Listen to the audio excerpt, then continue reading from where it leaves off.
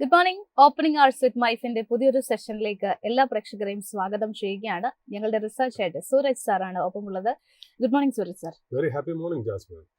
നമ്മൾ മാർക്കറ്റിലേക്ക് നോക്കുന്ന സമയത്ത് ഇന്നിപ്പോൾ ആദ്യ മിനിറ്റുകളിലെ പെർഫോമൻസ് ഒരു ഫ്ലാറ്റ് നെഗറ്റീവ് നോട്ടിലുള്ള ഓപ്പണിംഗ് ആണ്. നിഫ്റ്റി 50യെ സംബന്ധിച്ചിടത്തോളം 24,789 എന്നുള്ളൊരു നിലവാരത്തിൽ 40ഓളം പോയിന്റുകളുടെ ഒരു ഇടിവ് ഒരു നെഗറ്റീവ് നോട്ടിലേക്ക് മാറിയിട്ടുണ്ട്. ബാങ്ക് നിഫ്റ്റിയിലേക്ക് നോക്കുന്ന സമയത്തും ആ ഒരു വോളറ്റിലിറ്റി കാണുന്നുണ്ട്. ഇപ്പോൾ നേരിയ ഒരു മുന്നേറ്റം മാത്രമാണ് കാണാൻ സാധിക്കുന്നത്. സെക്ടറൽ ഇൻഡീസസുകളിലൊക്കെ തന്നെ ഒരു മിക്സഡ് ആയിട്ടുള്ള പെർഫോമൻസ് വരുന്നു. 1% കൂടുതൽ ആദ്യ മിനിറ്റുകളിൽ തന്നെ FMCG ഇൻഡെക്സിൽ ഒരു ഇടിവ് രേഖപ്പെടുത്തിയിരിക്കുകയാണ്. Nifty oil and gas, health care, മറ്റു പ്രധാനപ്പെട്ട ഇൻഡെക്സുകളിലൊക്കെ തന്നെ ആ ഒരു നെഗറ്റീവ് നോട്ടിലുള്ള ഒരു പെർഫോമൻസ് ആണ് കാണാൻ സാധിക്കുന്നത്. സോ സാർ, ഈ ഒരു നിയർ ടേമിൽ നിഫ്റ്റിയുടെ ട്രെൻഡിനെ സംബന്ധിച്ചിടത്തോളം സാറിന്റെ ഒരു ഔട്ട്ലുക്ക് എങ്ങനെയാണ്? ജാസ്മിൻ, ഒരു പൊതുവെ ഇത് പ്രതീക്ഷയാണ്. നമ്മൾ ഇന്നലത്തെ ഒരു ഈവനിങ് പരിപാടിയിലൊക്കെ നമ്മൾ സൂചിപ്പിച്ചിരുന്നു. അതായത് ഇന്ത്യൻ മാർക്കറ്റിനെ സംബന്ധിച്ചോളം സ്വാഭാവികമായിട്ട് ആ ഏപ്രിൽ മെയ് ലോയിൽ നിന്ന് ഒരു നല്ല ഒരു പുൾ ബാക്ക് മാർക്കറ്റിൽ സംഭവിച്ചത് കാരണം ഒരു പ്രോഫിറ്റ് ടേക്കിംഗ് സ്വാഭാവികമായിട്ട് ഉണ്ടാവുന്നതാണ്. ആ പ്രോഫിറ്റ് ടേക്കിംഗ് ശരിക്കും പറഞ്ഞാൽ മാർക്കറ്റിന് ഹെൽത്തിയാണ്. അത് ഒരു എന്താ പറയുക, ആ കറക്ഷൻ ഇൻ ബുൾ മാർക്കറ്റ് എന്ന് മാത്രമേ പറയാൻ പറ്റൂ. മാർക്കറ്റ് ടെക്സ്ചറും നമുക്കറിയാം ഈ പറഞ്ഞ പോലെ ബൈ ഓൺ ഡിപ്സ് എന്നുള്ള രീതിയിലേക്കായി. പക്ഷെ മാർക്കറ്റിനെ സംബന്ധിച്ച് എന്നും ഒരു ചലഞ്ച് ഉണ്ടായിരുന്നതെന്ന് വെച്ചാൽ നമ്മൾ ഇപ്പം ഷോർട്ട് ടേം ആയിട്ട് കുറച്ച് ചലഞ്ച് ഉണ്ട്. അതൊക്കെ റിസീഡ് ചെയ്യാനായിട്ടാണ് കാണുന്നത്. അതായത് നമ്മൾ ഒരു 2-3 ദിവസം മുമ്പ് നമ്മൾ പറഞ്ഞിരുന്നു എല്ലാ കാര്യം ഗുഡ് ന്യൂസും വന്നു. ഇപ്പൊ അടുത്ത കാലത്ത് ഒരു ചെറിയൊരു ചലഞ്ച് ഉള്ളത് ബോണ്ട് ഈൽഡ് പല രാജ്യങ്ങൾക്കും ഉയരുന്നുണ്ട്. ഇപ്പൊ US-ന്റെ ബോണ്ട് ഈൽഡ് ഉയർന്നതായിട്ട് നമ്മൾ പറഞ്ഞു, UK ബോണ്ട് ഈൽഡ് ഉയർന്നതായിട്ട് പറഞ്ഞു, Japanese yen based bond yield ഉയർന്നതായിട്ട് പറഞ്ഞു. ബോണ്ട് ഈൽഡ് ഉയർന്നു നിൽക്കുകയാണെങ്കിൽ there is a tendency for foreign institutional investors to sell equities. അത് US ഇക്വിറ്റീസ് ആവാം, ഗ്ലോബൽ ഇക്വിറ്റീസ് ആവാം, എമർജിംഗ് മാർക്കറ്റ് ഇക്വിറ്റീസ് ആവാം, ഇന്ത്യൻ ഇക്വിറ്റീസ് ആവാം. സെൽ ചെയ്തിട്ട് അതായത് രാജ്യങ്ങളിലെ ബോണ്ടിലേക്ക് പോകാനുള്ള ചാൻസസ് വളരെ ഹൈ ആണ്. ബട്ട് ഇന്ന് നമുക്കിപ്പോൾ മാർക്കറ്റ് ഹാൻഡ് ഓവർ കിട്ടിയിരിക്കുന്നതനുസരിച്ച് ബോണ്ട് ഈൽഡ് ഒന്ന് ചെറുതായിട്ടൊന്ന് ഡിം ആവുന്നുണ്ട്. അതായത് there is a sign of reversal which is very good for markets എന്നുള്ള.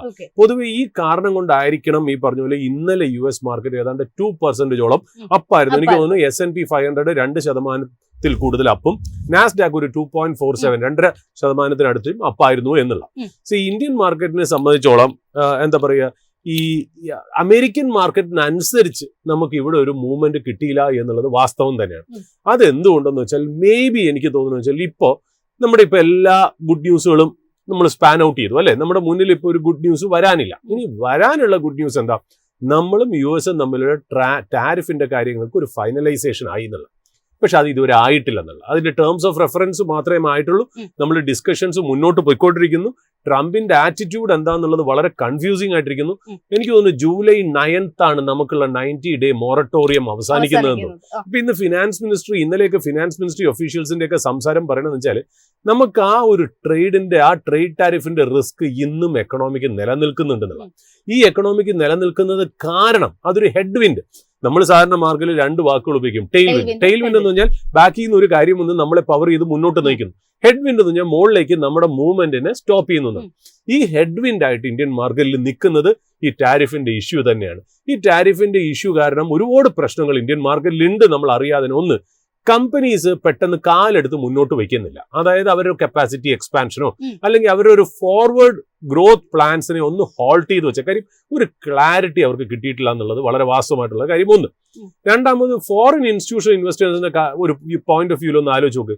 ഒരു അമേരിക്കൻ FIAയെ സംബന്ധിച്ച് എല്ലാ രാജ്യങ്ങളും എസ്പെഷ്യലി ഇന്ത്യ പോലുള്ള രാജ്യങ്ങളിൽ ഈ പറയുന്ന പോലെ ടാരിഫിന്റെ കാര്യത്തിൽ ഒരു നീക്കുപോക്കുകൾ ഉണ്ടായിട്ടില്ല. അപ്പൊ എങ്ങനെയാണ് ഓരോ സെക്ടറുകളും ഓരോ ബിസിനസ്സുകളും പെർഫോം ചെയ്യുന്നത് എന്നുള്ളൊരു ഒരു ആശയക്കുഴപ്പം കൂടെ മാർക്കറ്റിൽ നിലനിൽക്കുന്നു എന്നുള്ളത് വളരെ വാസ്തവം തന്നെയാണ്. അപ്പൊ അത് കൂടാതെ തന്നെ US മാർക്കറ്റിൽ ഇപ്പോൾ ഇനി വരാൻ പോണ അവരുടെ Q1 ഏർണിംഗ് സീസണിലേക്ക് കയറാണ്. NVIDIAയുടെ റിസൾട്ട് ഈ ആഴ്ചയാണ്. ഈ NVIDIAയുടെ റിസൾട്ട് എന്ന് പറഞ്ഞാൽ മിക്കവാറും അവർക്ക് എത്രത്തോളം കാര്യം അവരുടെ ഒരുപാട് ചിപ്പ് എക്സ്പോർട്ട് ചെയ്യുന്ന കാര്യങ്ങൾക്ക് ഒരുപാട് റെസ്ട്രിക്ഷൻസ് അമേരിക്കൻ ഫെഡറൽ ഗവൺമെന്റ് കൊണ്ടുവന്നിട്ടുണ്ട്. അത് കാരണം എന്താണ് അവരുടെ ഒരു ട്രേഡ് ഹിറ്റ്, ഇൻവെന്ററി ഹിറ്റ്. ശരിക്കും പറഞ്ഞാൽ എനിക്ക് തോന്നുന്നു പല എസ്റ്റിമേറ്റ്സും പറയുന്നത് $5.5 ബില്യൺ വരെ ഒരു ഹിറ്റ് ആവാനുള്ള ചാൻസ് ഉണ്ട് എന്നുള്ളത് പറഞ്ഞു വയ്ക്കും. അപ്പൊ ഇന്ത്യൻ മാർക്കറ്റിൽ ഇപ്പോൾ നമ്മളെ സംബന്ധിച്ച് 2 കാര്യങ്ങളാണ് നമുക്ക് ഇതിൽ ചലഞ്ചായിട്ട് മുന്നോട്ട് നിൽക്കുന്നത്. നമ്മൾ ഈ ചലഞ്ച് പറയുന്നത് മാർക്കറ്റിൽ നെഗറ്റീവ് ആയതുകൊണ്ടല്ല, നമ്മൾ മുന്നോട്ട് തന്നെയാണ് ഓപ്റ്റിമിസ്റ്റിക് ആയിട്ട്, നമ്മൾ ബുള്ളിഷ് ആയിട്ട് ഓപ്റ്റിമിസ്റ്റിക് ആയിട്ട് തന്നെയാണ് നമ്മൾ മുന്നോട്ട് പോകുന്നത്. ബട്ട് നമ്മൾ നമ്മുടെ റിസ്കിനെ ചലഞ്ചസിനെയും ക്വാണ്ടിഫൈ ചെയ്യുന്നത് നന്നായിരിക്കും. അതായത് എന്തൊക്കെയാണ് maximum possible level of uncertainty എന്ന് മനസ്സിലാക്കി വെക്കുന്നത് നന്നായിരിക്കും. അപ്പൊ നമ്മുടെ രണ്ട് കാര്യങ്ങളാണ്, ട്രേഡ് ടാരിഫിന്റെ കാര്യത്തിലുള്ള ഒരു അൺസർട്ടനിറ്റി ഒരു സൈഡിൽ, രണ്ടാമത്തെ കാര്യം എന്ന് പറയുന്നത് RBI നമ്മളൊരു ഡിവിഡന്റെ കാര്യം പറഞ്ഞല്ലോ, ഏതാണ് 2.7 lakh crore അടുത്താണ് കിട്ടി. ശരിക്കും പറഞ്ഞാൽ മാർക്കറ്റിനെ സംബന്ധിച്ച് ഒരു ഡിസപ്പോയിന്റ്മെന്റ് ആണ്. ഒരു മാർക്കറ്റ് എക്സ്പെക്ട് ചെയ്തിരുന്നത് ഒരു 3 lakh crore to 3.5 lakh crore. നമ്മൾ അന്നും അത് മെൻഷൻ ചെയ്തിരുന്നത് that has not gone down well with the markets എന്നുള്ളത് കൂടെ നമുക്ക് മനസ്സിലാക്കേണ്ടിയിരിക്കുന്നു എന്നുള്ള ഒരു കാര്യം. പിന്നെ 2-3 കാര്യങ്ങൾ ജസ്റ്റ് നമ്മുടെ ഓപ്പണിംഗ് ഹവേഴ്സിന്റെ തുടക്കത്തിൽ നമുക്ക് മെൻഷൻ ചെയ്യേണ്ട കാര്യമുണ്ട്. ജപ്പാന്റെ ബോണ്ട് ഈൽഡും ചെറുതായിട്ട് കുറഞ്ഞിട്ടുണ്ട്. ഓക്കെ, അത് തന്നെ നമുക്കൊരു ആശ്വാസകരം. ജപ്പാന്റെ കുറഞ്ഞു, US-ന്റെ ഒന്ന് താഴേക്കാണ്, UK-യുടെ താഴെയാണ്. അതൊക്കെ ശരിക്കും പറഞ്ഞാൽ ഇക്വിറ്റി മാർക്കറ്റ്സിന് വളരെ നല്ലതാണ്. ആ ഒരു പോസിറ്റീവ്സും ടെയിൽ വിൻസും ഒക്കെ തന്നെ അവിടെ നിൽക്കുന്നു എന്നുള്ളത് മറ്റൊരു വശം. ഈ ജപ്പാനെ സംബന്ധിച്ച് ഈ ടോപ്പ് ക്രെഡിറ്റർ സ്റ്റേറ്റസ് അവർക്കൊരു സ്റ്റേറ്റസ് ഉണ്ടായിരുന്നു. 34 കൊല്ലമായിട്ട് അവർക്ക് ഉണ്ടായിരുന്ന ഒരു സ്റ്റേറ്റസ് ആണ്. അത് അവർ ലൂസ് ചെയ്തു എന്നുള്ള. ജപ്പാൻ ഇപ്പൊ എല്ലാത്തിലും ന്യൂസ് ആയിട്ട് വന്നേക്കുകയാണ് എന്നുള്ളതാണ് അതിന്റെ വേറൊരു രസം എന്ന് പറയുന്നത്. കാര്യം ഇപ്പൊ അടുത്ത കാലത്ത് തന്നെ ഇന്ത്യയുടെ GDP-യുടെ കാര്യത്തിൽ ഏതാണ്ട് ജപ്പാനെ ഓവർടേക്ക് ചെയ്തു എന്നും ഓവർടേക്ക് ചെയ്തില്ല എന്നും രണ്ട് വശങ്ങളെ ഒരു സൈഡിൽ കൂടി പറഞ്ഞുകൊണ്ടിരുന്നു. ഇപ്പൊ ജപ്പാന് വരുന്നൊരു ഇഷ്യൂ അവരുടെ top creditor status. Top creditor nation എന്ന് വെച്ചാൽ എന്താണെന്നറിയോ, ഒരു രാജ്യം മറ്റുള്ള രാജ്യങ്ങളിലേക്ക് ഇൻവെസ്റ്റ് ചെയ്യുകയോ ലെൻഡ് ചെയ്യണതിന്റെ എമൗണ്ടിനെ വെച്ചിട്ടാണ് നമ്മൾ പറയുന്നത്. ജപ്പാനാണ് ഏറ്റവും വലിയ ക്രെഡിറ്റർ. ഏറ്റവും കൂടുതൽ പൈസ ജപ്പാനാണ് മറ്റുള്ള രാജ്യങ്ങളിൽ ഇൻവെസ്റ്റ് ചെയ്തേക്കുന്നത്. അതൊരു ഇൻവെസ്റ്റ്മെന്റിന്റെ രൂപത്തിലും ആവാം, അല്ലെങ്കിൽ ലോണിന്റെ രൂപത്തിലും ആവാം. അവർക്ക് മറ്റുള്ള രാജ്യങ്ങളിൽ നിന്നുള്ള ഇൻവെസ്റ്റ്മെന്റോ ഒരു ലോണോ കിട്ടുന്നതിനേക്കാളും കൂടുതൽ അവരാണ് ഏറ്റവും കൂടുതൽ ലോകത്ത് ലോണും ഇൻവെസ്റ്റ്മെന്റും പുറത്തോട്ട് മറ്റുള്ള രാജ്യങ്ങളിൽ ചെയ്തേക്കുന്നത്. അതാണ് നമ്മൾ ഈ ടോപ്പ് മോസ്റ്റ് ക്രെഡിറ്റർ നേഷൻ എന്ന് നമ്മൾ അവകാശപ്പെടുന്നത്. അത് ഏതാണ്ട് 34 കൊല്ലമായിട്ട് ജപ്പാൻ ആയിരുന്നു എന്നുള്ളതാണ് ഇപ്പൊ ഇന്നലെ വന്ന ഒരു ന്യൂസ്. എന്താ വെച്ചാല് അതായത് ഇവർ ഹോൾഡ് ചെയ്യുന്നത് ഫോറിൻ അസറ്റ്സ് ആണല്ലോ. ഒരുപാട് ഫോറിൻ അസറ്റ്സ് ഈ ജപ്പാൻ ഹോൾഡ് ചെയ്യുന്നുണ്ട്, പല രാജ്യങ്ങളിലായിട്ട് ഹോൾഡ് ചെയ്യുന്നുണ്ട്. ചില അസറ്റ്സിന് അവർ ലോൺ കൊടുത്തിട്ടുണ്ട്, ചില കമ്പനി ലോൺ കൊടുത്തിട്ടുണ്ട്. എല്ലാം കൂടെ ചേർത്താണ് ടോപ്പ് ക്രെഡിറ്റർ നേഷൻ ആയിട്ട് വരുന്നത്. ഇപ്പൊ വരുന്ന ന്യൂസ് എന്ന് വെച്ചാൽ Germany overtakes Japan as the top creditor nation status എന്നുള്ളതാണ് വന്നേക്കുന്നത്. അതിന് പ്രൈമറിലി ഒരു കാരണമുണ്ട്, ജപ്പാന്റെ യെൻ എന്ന് പറയുന്ന കറൻസി വീക്കായിട്ട് നിൽക്കുന്നു. അപ്പൊ അവരുടെ ഫോറിൻ ഹോൾഡിങ്സിന്റെ വില ഇന്നത്തെ റേറ്റിന് നമുക്ക് നോക്കുമ്പോൾ നമുക്ക് ഇങ്ങോട്ടേക്ക് എടുക്കുമ്പോൾ അത് കുറയും, ജപ്പാനിലേക്ക് എടുക്കുമ്പോൾ കുറയും എന്നുള്ളത് ഒരു കാരണം തന്നെ. മോറോർലെസ് ജർമ്മനി എന്തുകൊണ്ട് ഡ്രൈവ് ചെയ്യണമെന്ന് വെച്ചാൽ ജർമ്മനിയുടെ കറൻസിയായ യൂറോ മോറോർലെസ് ഇപ്പൊ ഡോയ്ച്ചെ മാർക്ക് അല്ലല്ലോ, അവരുടെ ഈ പറയുന്ന പോലെ യൂറോ ബേസ്ഡ് വാല്യൂഷൻ ആണല്ലോ ജർമ്മനിയുടെ അസറ്റ്സ് ഒക്കെ പറയുന്നത്. അത് ഏതാണ്ട് റിലേറ്റീവ്ലി സ്റ്റേബിൾ ആയിട്ട് നിൽക്കുന്നത് കാരണം തന്നെ Germany has become the top credited nation എന്നുള്ളത് ഒരു കാര്യം. പിന്നെ ഒരു കാര്യം കൂടെ നമുക്ക് എന്താ പറയുക, അത് തീർച്ചയായിട്ടും നമ്മൾ ഓരോ ദിവസവും ട്രംപിന്റെ ഓരോ കാര്യങ്ങൾ പറഞ്ഞു. ഇപ്പോൾ ഹാർവാർഡ് യൂണിവേഴ്സിറ്റിയുടെ കാര്യം പറഞ്ഞു. ഹാർവാർഡ് യൂണിവേഴ്സിറ്റിയിൽ നിന്ന് ഫോറിൻ നാഷണൽ സ്റ്റുഡൻസിനെ എടുക്കുന്ന കാര്യത്തിൽ ട്രംപ് ഒരുമാതിരി എന്താ പറയുക, അതിന് ചെയ്യരുതെന്നും ഇനി ഇപ്പൊ പഠിച്ചുകൊണ്ടിരിക്കുന്നവർ തന്നെ വേറെ യൂണിവേഴ്സിറ്റിയിലേക്ക് മാറണമെന്നും അങ്ങനെയൊക്കെ ഉള്ള ഒരു ഡിക്റ്റാറ്റ് അദ്ദേഹം കൊടുത്തിരുന്നു എന്നുള്ള ഇപ്പൊ അടുത്ത കാലത്ത് വന്ന വേറൊരു ന്യൂസ്. അടുത്ത കാലത്ത് എന്നല്ല, ഇന്നലെ തന്നെ വന്നൊരു ന്യൂസ് എന്ന് പറഞ്ഞാൽ ഇപ്പൊ അദ്ദേഹം പറയുന്നു കഴിഞ്ഞാൽ ഇഫ് യു ഡ്രോപ്പ് ഔട്ട്, അതായത് കോഴ്സ് ഡ്രോപ്പ് ഔട്ട് ചെയ്യോ, കോളേജിൽ നിന്ന് അതോറിറ്റീസിനെ അറിയിക്കാതെ മാറിയോ, അല്ലെങ്കിൽ ക്ലാസ്സസോ സ്കിപ്പ് ചെയ്യണമെങ്കിൽ നിങ്ങൾ വിസ നോംസിനെ, ആ സ്റ്റുഡന്റ് വിസ നോംസിനെ വയലേറ്റ് ചെയ്യുന്നതായിട്ടാണ് കണക്കാക്കപ്പെടുക. ശരിയാണ്, US വിസ നമ്മൾ എടുക്കാൻ നേരത്തെ അതിനകത്ത് കുറെ ക്രൈറ്റീരിയൻസ് പറയും. അതൊക്കെ കുറെ അക്കാഡമിക് ഓറിയന്റഡ് കാര്യങ്ങളാണ്. അത് ഇതുവരെ ഒരു ചർച്ചാ വിഷയമായിട്ട് വന്നിട്ടില്ല. ഇപ്പൊ ട്രംപ് പറയണമെന്ന് വെച്ചാൽ ഇങ്ങനത്തെ വയലേഷൻസ് ആണ് നിങ്ങൾ ചെയ്യുന്നത്. ഒരു ക്ലാസ് സ്കിപ്പ് ചെയ്യുന്നുണ്ടോ, അല്ലെങ്കിൽ കോഴ്സ് മാറി പോകുന്നുണ്ടോ, അല്ലെങ്കിൽ ഡ്രോപ്പ് ഔട്ട് ആവുന്നുണ്ടോ, അപ്പൊ ഇതൊക്കെ കാരണം നിങ്ങളുടെ ഈ സ്റ്റുഡന്റ് വിസ റിവോക്ക് ചെയ്യാനുള്ള ചാൻസ് ഉണ്ട്. Since that is A violation of visa norms എന്നുള്ളത് പറഞ്ഞു വെക്കണു അദ്ദേഹം. അത് കൂടാതെ തന്നെ നിങ്ങൾക്ക് ഭാവിയിൽ അങ്ങനെയുള്ള സ്റ്റുഡൻസിന് ഭാവിയിലുള്ള മറ്റുള്ള വിസ ഉണ്ടല്ലോ, അതായത് H1B വിസ, മറ്റുള്ള വിസകളൊക്കെ കിട്ടാനായിട്ടുള്ള ചാൻസസും ഭയങ്കരമായിട്ട് കുറയും എന്നുള്ളത്. അതായത് നിങ്ങളെ ബ്ലാക്ക് ലിസ്റ്റ് ചെയ്യും എന്ന് പറയുമ്പോഴുള്ള രീതിയിലായി. അപ്പൊ സ്റ്റുഡൻസിന്റെ കാര്യത്തിൽ ഏതാണ്ട് ഒരു അൺസർട്ടനിറ്റി നിലനിൽക്കുന്നു ഈ ടാരിഫ് കൂടാതെ തന്നെ.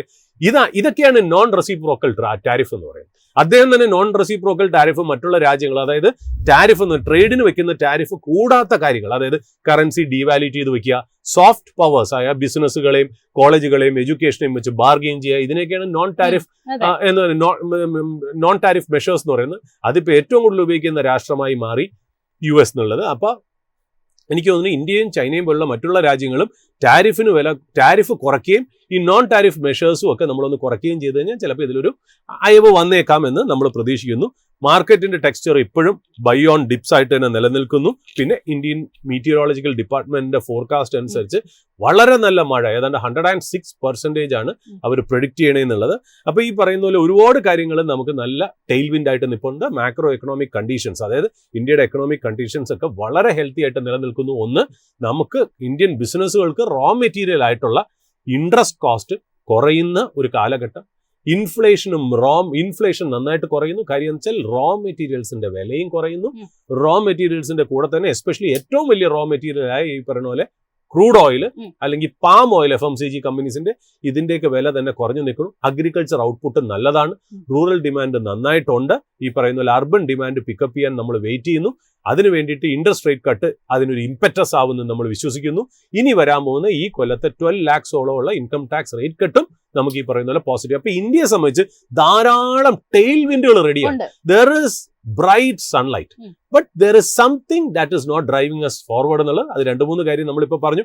ബാക്കി എല്ലാ ന്യൂസുകളും ടെമ്പററി ആണ്. ബട്ട് അതിൽ ഇമ്പോർട്ടന്റ് ആയിട്ട് നമുക്ക് ഹേർഡിലായിട്ട് നിൽക്കുന്നത് ടാരിഫിന്റെ കാര്യത്തിൽ US ആയിട്ടുള്ള ഒരു ഇഷ്യൂ, രണ്ടാമത് USഉം ചൈനയുമായിട്ടുള്ള ഒരു ഇഷ്യൂ ഗ്ലോബലി എഫക്ട് ചെയ്തേക്കാന്നുള്ള.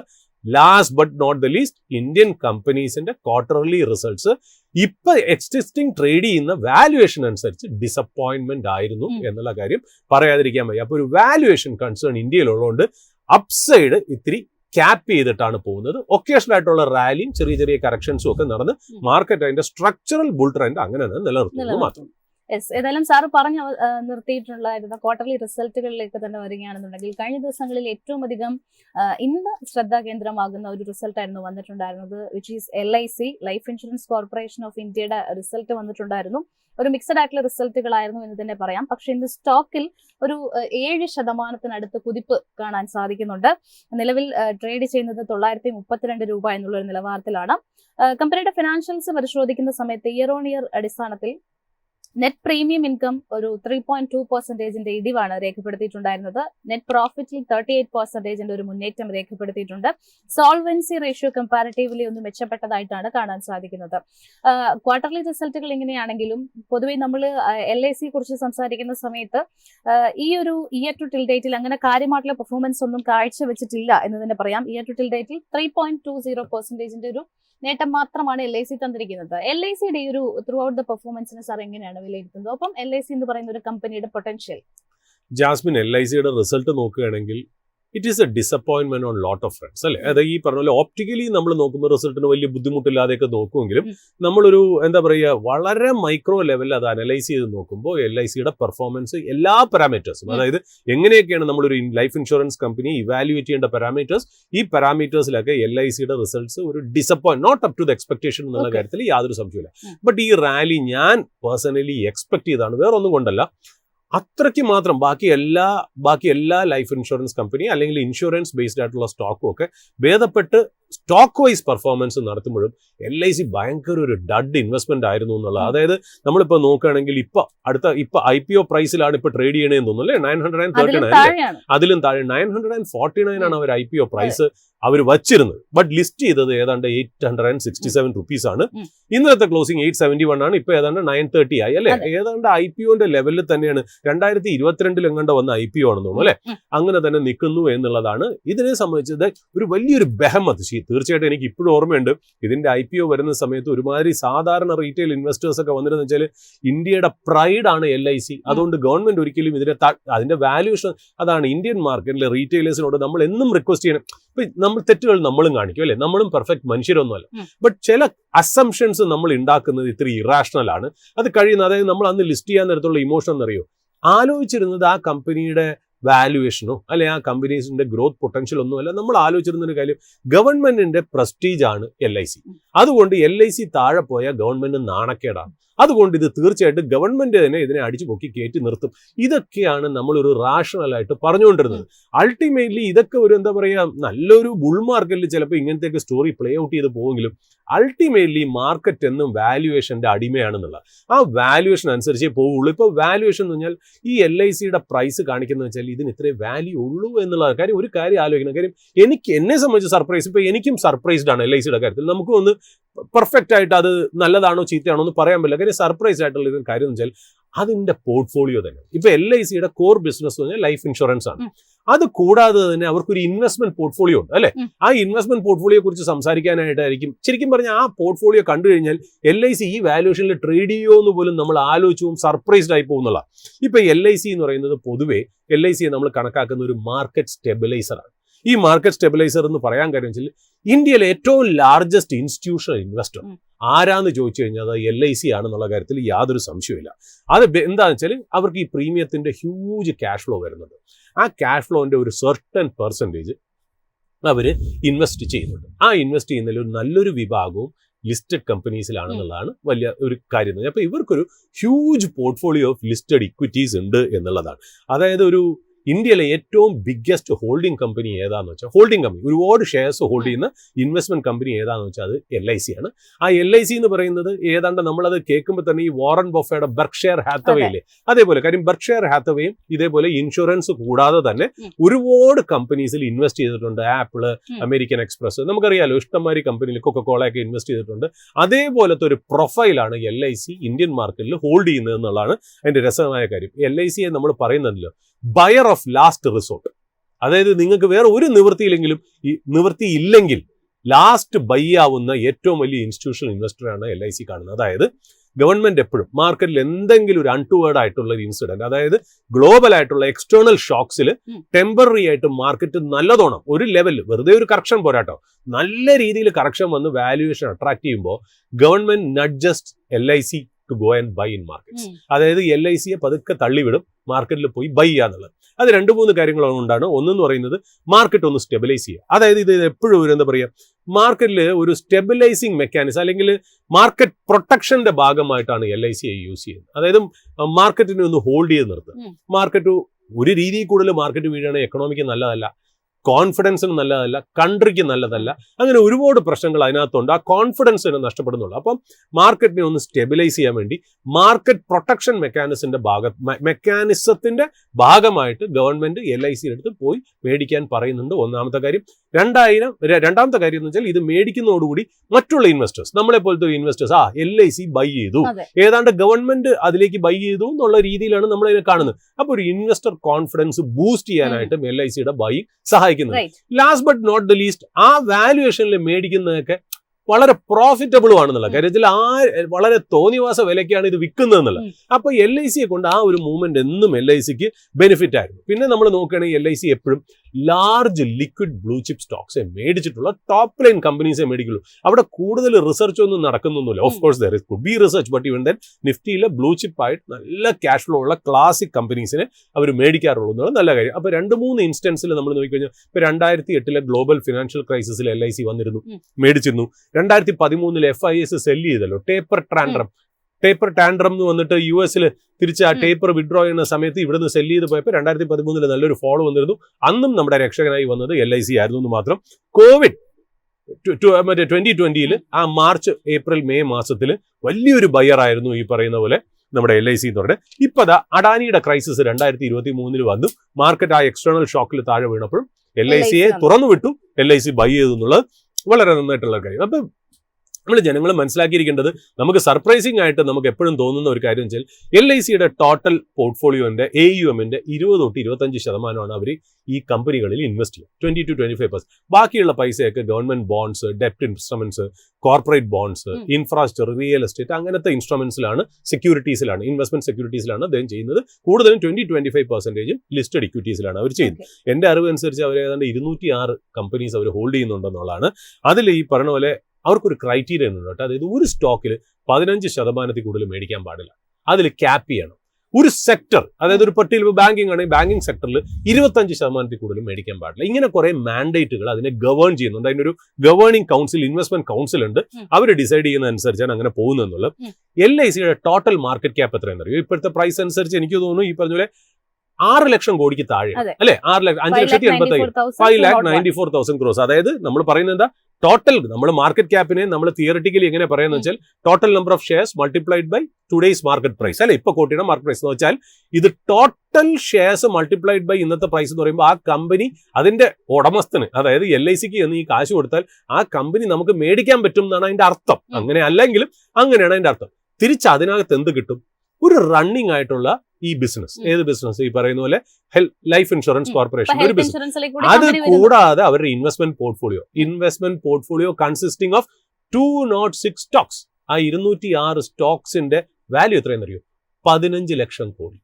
അതായത് 5 ലക്ഷം 6 ലക്ഷം കോടി കൊടുത്ത് ഈ കമ്പനി മേടിക്കാനത് അതിനകത്ത് കോർ ബിസിനസ് കൂടാതെ ഇരിക്കുന്നത് 15 ലക്ഷം കോടിയുടെ മറ്റുള്ള സ്റ്റോക്കിലെ ഇൻവെസ്റ്റ്മെന്റ് എന്നുള്ളതാണ്. ഉദാഹരണത്തിന് ഞാൻ കുറച്ച് കാര്യങ്ങൾ പറയാം. റിലയൻസ് ഇൻഡസ്ട്രീസ് 1 ലക്ഷം കോടിക്ക് അവർ ഹോൾഡ് ചെയ്യുന്നുണ്ട്. ITC 75,000 കോടി, Infosys 67,000 crores, HDFC bank 62,000 crores, TCS 59,800 crores. പിന്നെ കൂടാതെ SBI 55,000 കോടി, L&T 54,000 കോടി, ഹിന്ദുസ്ഥാൻ യൂണിലിവർ 48,000 കോടി, ആക്സിസ് ബാങ്ക് 45,000 കോടി, ബജാജ് ഫിനാൻസ് 42,750 കോടി. ഇതാണ് അവരുടെ ടോപ്പ് 10 ഹോൾഡിംഗ്സ്. അപ്പൊ ഇത്രയും ഹോൾഡിംഗ്സ് കയ്യിൽ വെച്ചിരിക്കുന്ന കമ്പനി കോർ ബിസിനസ് മോശമായത് കാരണം മാർക്കറ്റ് അതിനൊരു വലിയ വാല്യുവേഷൻ കൊടുക്കുന്നില്ല. ഇന്നും 2022 IPO പ്രൈസിൽ തന്നെ ട്രേഡ് ചെയ്യണു എന്നുള്ളത് ഞാൻ എപ്പോഴും പറയുന്നത് the curious case of LIC. അതായത് ക്യൂരിയസ് ആണ് എന്തുകൊണ്ട് ഇത് ഇങ്ങനെ ട്രേഡ് ചെയ്യണമെന്നുള്ള. അതിന്റെ വാല്യുവേഷൻ വെച്ച് നോക്കുമ്പോൾ ഒരു 40% ഡിസ്കൗണ്ട് എങ്കിലും ഇട്ടിട്ട് നമുക്ക് ഈ പറയുന്ന പോലെ നമ്മൾ അത് ട്രേഡ് ചെയ്തിരുന്നെങ്കിൽ, സാധാരണ ഹോൾഡിംഗ് കമ്പനീസിന് ഇന്ത്യയിൽ ഒരു 40% ഡിസ്കൗണ്ട് ആണ് മാർക്കറ്റ് കൊടുക്കാറ്. ഇത് അതൊന്നുമല്ല. ടോട്ടൽ അവരുടെ ഇൻവെസ്റ്റ്മെന്റ് പോർട്ട്ഫോളിയോന്റെ 35% മാർക്കറ്റ് ക്യാപ്പിലാണ് അത് ട്രേഡ് ചെയ്യണത് എന്നുള്ളത് വളരെ ആശ്ചര്യകരമായിട്ടുള്ള ഒരു കാര്യമാണ്. LICയുടെ റിസൾട്ട് ഇൻ ഷോർട്ട് നമ്മൾ പറയുകയാണെങ്കിൽ okay optically, but even then ഉള്ളിലുള്ള പാരാമീറ്റേഴ്സ് നോക്കുമ്പോൾ അതിന് വലിയ ഇമ്പോർട്ടൻസ് ഇല്ല, വലിയ നല്ലത് കാണിക്കുന്നില്ല. ബട്ട് ഈവൻ ദെൻ ഈ സ്റ്റോക്ക് അടിച്ചു കിടക്കുന്നു എന്നുള്ള കാരണത്താൽ അത് ഒരു ടേൺ അറൗണ്ട്, ഒരു ഗ്രീനിലോ ട്രേഡ് ചെയ്യാനുള്ള ചാൻസസ് ഹയർ ആയിരുന്നു എന്നുള്ളത് നമ്മൾ എക്സ്പെക്ട് ചെയ്തിരുന്നു. നമ്മൾ ട്രേഡിംഗ് ഡെസ്ക് അല്ലെങ്കിൽ റിസർച്ച് ഡെസ്ക് എന്ന് പറയുന്നത് അതങ്ങനെ തന്നെ സംഭവിച്ചു എന്നുള്ളതാണ് പറഞ്ഞു വെക്കേണ്ടത്. നമുക്ക് ഇനി ഏതായാലും മാർക്കറ്റിന്റെ ഒരു അപ്ഡേറ്റിലേക്ക് കൂടി കിടക്കേണ്ടതുണ്ട്. അതിനായിട്ട് റിസർച്ച് ഡെസ്കിൽ നിന്ന് ഇപ്പോൾ ജോയിൻ ചെയ്യുന്നത് നിഖിലാണ്.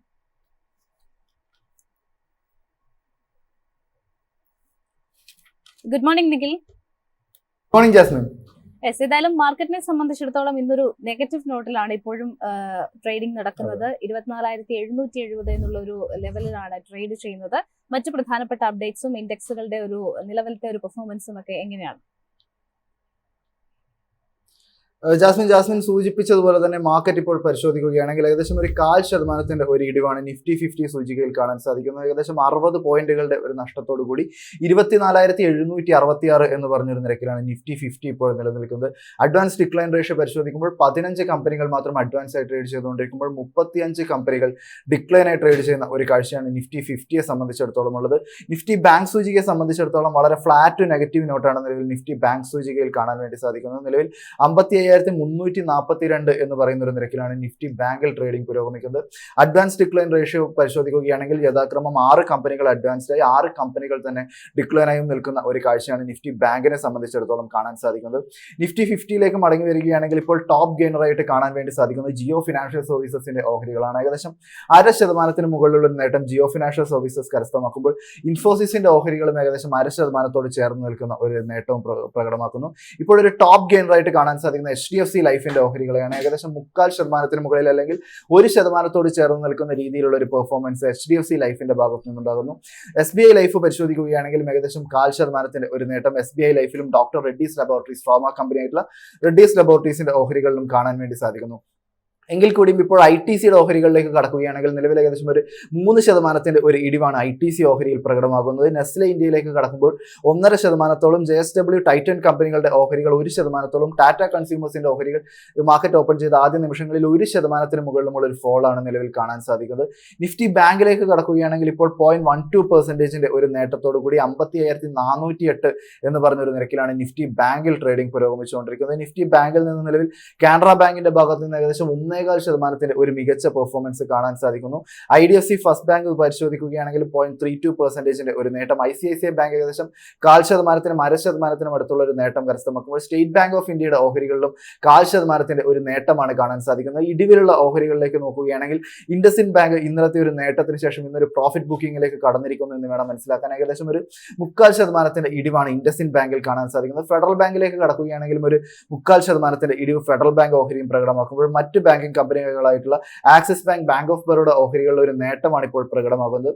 സെക്ടേഴ്സിലേക്ക് കടക്കുകയാണെങ്കിൽ ഭൂരിഭാഗം ഒരു മിക്സഡ് ആയ ഒരു ട്രേഡിംഗ് ആണ് ഇപ്പോൾ സെക്ടേഴ്സിൽ നടന്നുകൊണ്ടിരിക്കുന്നത്. നിഫ്റ്റി ഓട്ടോ ഏകദേശം 0.5% മുകളിലുള്ള ഒരു ഇടിവിലാണ് ട്രേഡ് ചെയ്തുകൊണ്ടിരിക്കുന്നത്. കൂടി നിഫ്റ്റി എനർജിയിലേക്ക് കടക്കുമ്പോൾ 0.25% ഉള്ള ഒരു നേട്ടം. 23 എനർജി കമ്പനികൾ അഡ്വാൻസ് ആയി ട്രേഡ് ചെയ്യുമ്പോൾ 17 കമ്പനികൾ ഡിക്ലൈൻ ആയി ട്രേഡ് ചെയ്യുന്ന ഒരു കാഴ്ചയാണ് നിഫ്റ്റി എനർജിയിലുള്ളത്. നിഫ്റ്റി FMCGയിലേക്ക് കടക്കുകയാണെങ്കിൽ നിലവിൽ ഇടിവ് ഏകദേശം 1.25% മുകളിലേക്ക് എത്തിയിരിക്കുന്നു. നിഫ്റ്റി ഇൻഫ്രാസ്ട്രക്ചർ വളരെ മാർജിനലായ ഒരു നേട്ടം കരസ്ഥമാക്കുമ്പോൾ നിഫ്റ്റി IT ഏകദേശം ഒരു 0.5% ഒരു നേട്ടവും കരസ്ഥമാക്കുന്നു. ഇപ്പോൾ മികച്ച ഒരു മൂവ്മെന്റ് നമുക്ക് കാണാൻ വേണ്ടി സാധിക്കുന്നത് നിഫ്റ്റി റിയൽറ്റി സൂചികയിലാണ്. നിഫ്റ്റി റിയൽറ്റി നമ്മളിപ്പോൾ പരിശോധനയ്ക്ക് എടുക്കുകയാണെങ്കിൽ നിഫ്റ്റി റിയൽറ്റി ഏകദേശം 0.5% മുകളിലുള്ള ഒരു നേട്ടത്തോടു കൂടി 951 എന്ന് പറഞ്ഞൊരു നിരക്കിലാണ് നിഫ്റ്റി റിയൽറ്റിയിൽ ഇപ്പോൾ ട്രേഡിംഗ് പുരോഗമിച്ചുകൊണ്ടിരിക്കുന്നത്. നിഫ്റ്റി റിയൽറ്റിയിൽ നിന്ന് നിലവിൽ റെയ്മണ്ടിന്റെ ഓഹരികൾ മാക്രോടെക് ഡെവലപ്പേഴ്സിന്റെ ഓഹരികൾ ഏകദേശം 1.25% ഒരു നേട്ടം. പ്രസ്റ്റീജ് എസ്റ്റേറ്റ് ഏകദേശം 1.25% മുകളിലും ഗോദ്രേജ് പ്രോപ്പർട്ടീസ് 1.5% മുകളിലും ഉള്ളൊരു നേട്ടം കരസ്ഥമാക്കുമ്പോൾ ഇന്ന് ശോഭയുടെ ഭാഗത്ത് നിന്ന് ഒരു ഔട്ട് പെർഫോമൻസ് തന്നെ ഉണ്ടാകുന്നു. ഏകദേശം 2.5% മുകളിലുള്ള ഒരു നേട്ടത്തിലാണ് ശോഭയുടെ ഓഹരികളിൽ ട്രേഡിംഗ് പുരോഗമിക്കുന്നത്. എന്നാലും ഫീനക്സ് മിൽസ് റെയ്മണ്ട് ഓഹരികൾ പരിശോധിക്കുകയാണെങ്കിൽ ഏകദേശം 1.5% മുകളിലും 1.5% ചേർന്ന് നിൽക്കുന്ന ഒരു ഇടിവുമാണ് കാണാൻ സാധിക്കുന്നത്. നിഫ്റ്റി PSU ബാങ്കിലേക്ക് കടക്കുകയാണെങ്കിലും ഇന്ന് വളരെ മികച്ച ഒരു പെർഫോമൻസ് നിഫ്റ്റി PSU ബാങ്കിങ് സൂചികയുടെ ഭാഗത്ത് നിന്നുണ്ടാകുന്നു. നിലവിൽ 0.5% ഒരു നേട്ടത്തോടു കൂടി 6765 എന്ന് പറഞ്ഞൊരു നിരക്കിലാണ് നിഫ്റ്റി PSU ബാങ്കിങ്ങിൽ ട്രേഡിംഗ് പുരോഗമിച്ചുകൊണ്ടിരിക്കുന്നത്. നിഫ്റ്റി PSU ബാങ്കിങ്ങിൽ നിന്ന് നിലവിൽ ഇന്ത്യൻ ഓവർസീസ് ബാങ്കിന്റെ ഓഹരികൾ 1%, ബാങ്ക് ഓഫ് ഇന്ത്യയുടെ ഓഹരികൾ 1.5% ഉള്ള ഒരു നേട്ടം കരസ്ഥമാക്കുമ്പോൾ ഇന്ത്യൻ ബാങ്കിന്റെ ഓഹരികളിലും ഏകദേശം 0.5% നേട്ടം. യൂണിയൻ ബാങ്കും പഞ്ചാബ് ആൻഡ് സിന്ധ് ബാങ്ക് പരിശോധിക്കുകയാണെങ്കിലും ഏകദേശം മികച്ച പെർഫോമൻസ് 0.25%-യും 1% മുകളിലുമുള്ള ഒരു നേട്ടം രണ്ട് കമ്പനികളുടെ ഭാഗത്ത് നിന്നും കാണാൻ സാധിക്കുന്നു. നിഫ്റ്റി IT-യിലേക്ക് കടക്കുകയാണെങ്കിൽ ഏകദേശം 100 ബേസിസ് പോയിന്റുകളുടെ ഒരു നേട്ടത്തോടു കൂടി 37,570 എന്ന് പറഞ്ഞൊരു നിരക്കിലാണ് നിഫ്റ്റി IT-യിൽ ട്രേഡിംഗ് പുരോഗമിച്ചുകൊണ്ടിരിക്കുന്നത്. നിഫ്റ്റി IT-യിൽ നിന്ന് നിലവിൽ ഇൻഫോസിസിന്റെ ഓഹരികളും മറ്റുമൊക്കെ പരിശോധിക്കുകയാണെങ്കിൽ 0.5%, കൊഫോജിന്റെ ഓഹരികളിലും 0.5% ഒരു നേട്ടവും പ്രകടമായിക്കൊണ്ടിരിക്കുന്നു. ടെക് മഹീന്ദ്രയും TCSന്റെയും ഓഹരികൾ മാർജിനലായ ഒരു നേട്ടം കരസ്ഥമാക്കുമ്പോൾ L&T ടെക്നോളജി സർവീസസിന്റെ ഓഹരികളുടെ ഇടിവ് ഇപ്പോൾ 0.5% മുകളിലേക്ക് പോകുന്ന ഒരു കാഴ്ചയാണുള്ളത്.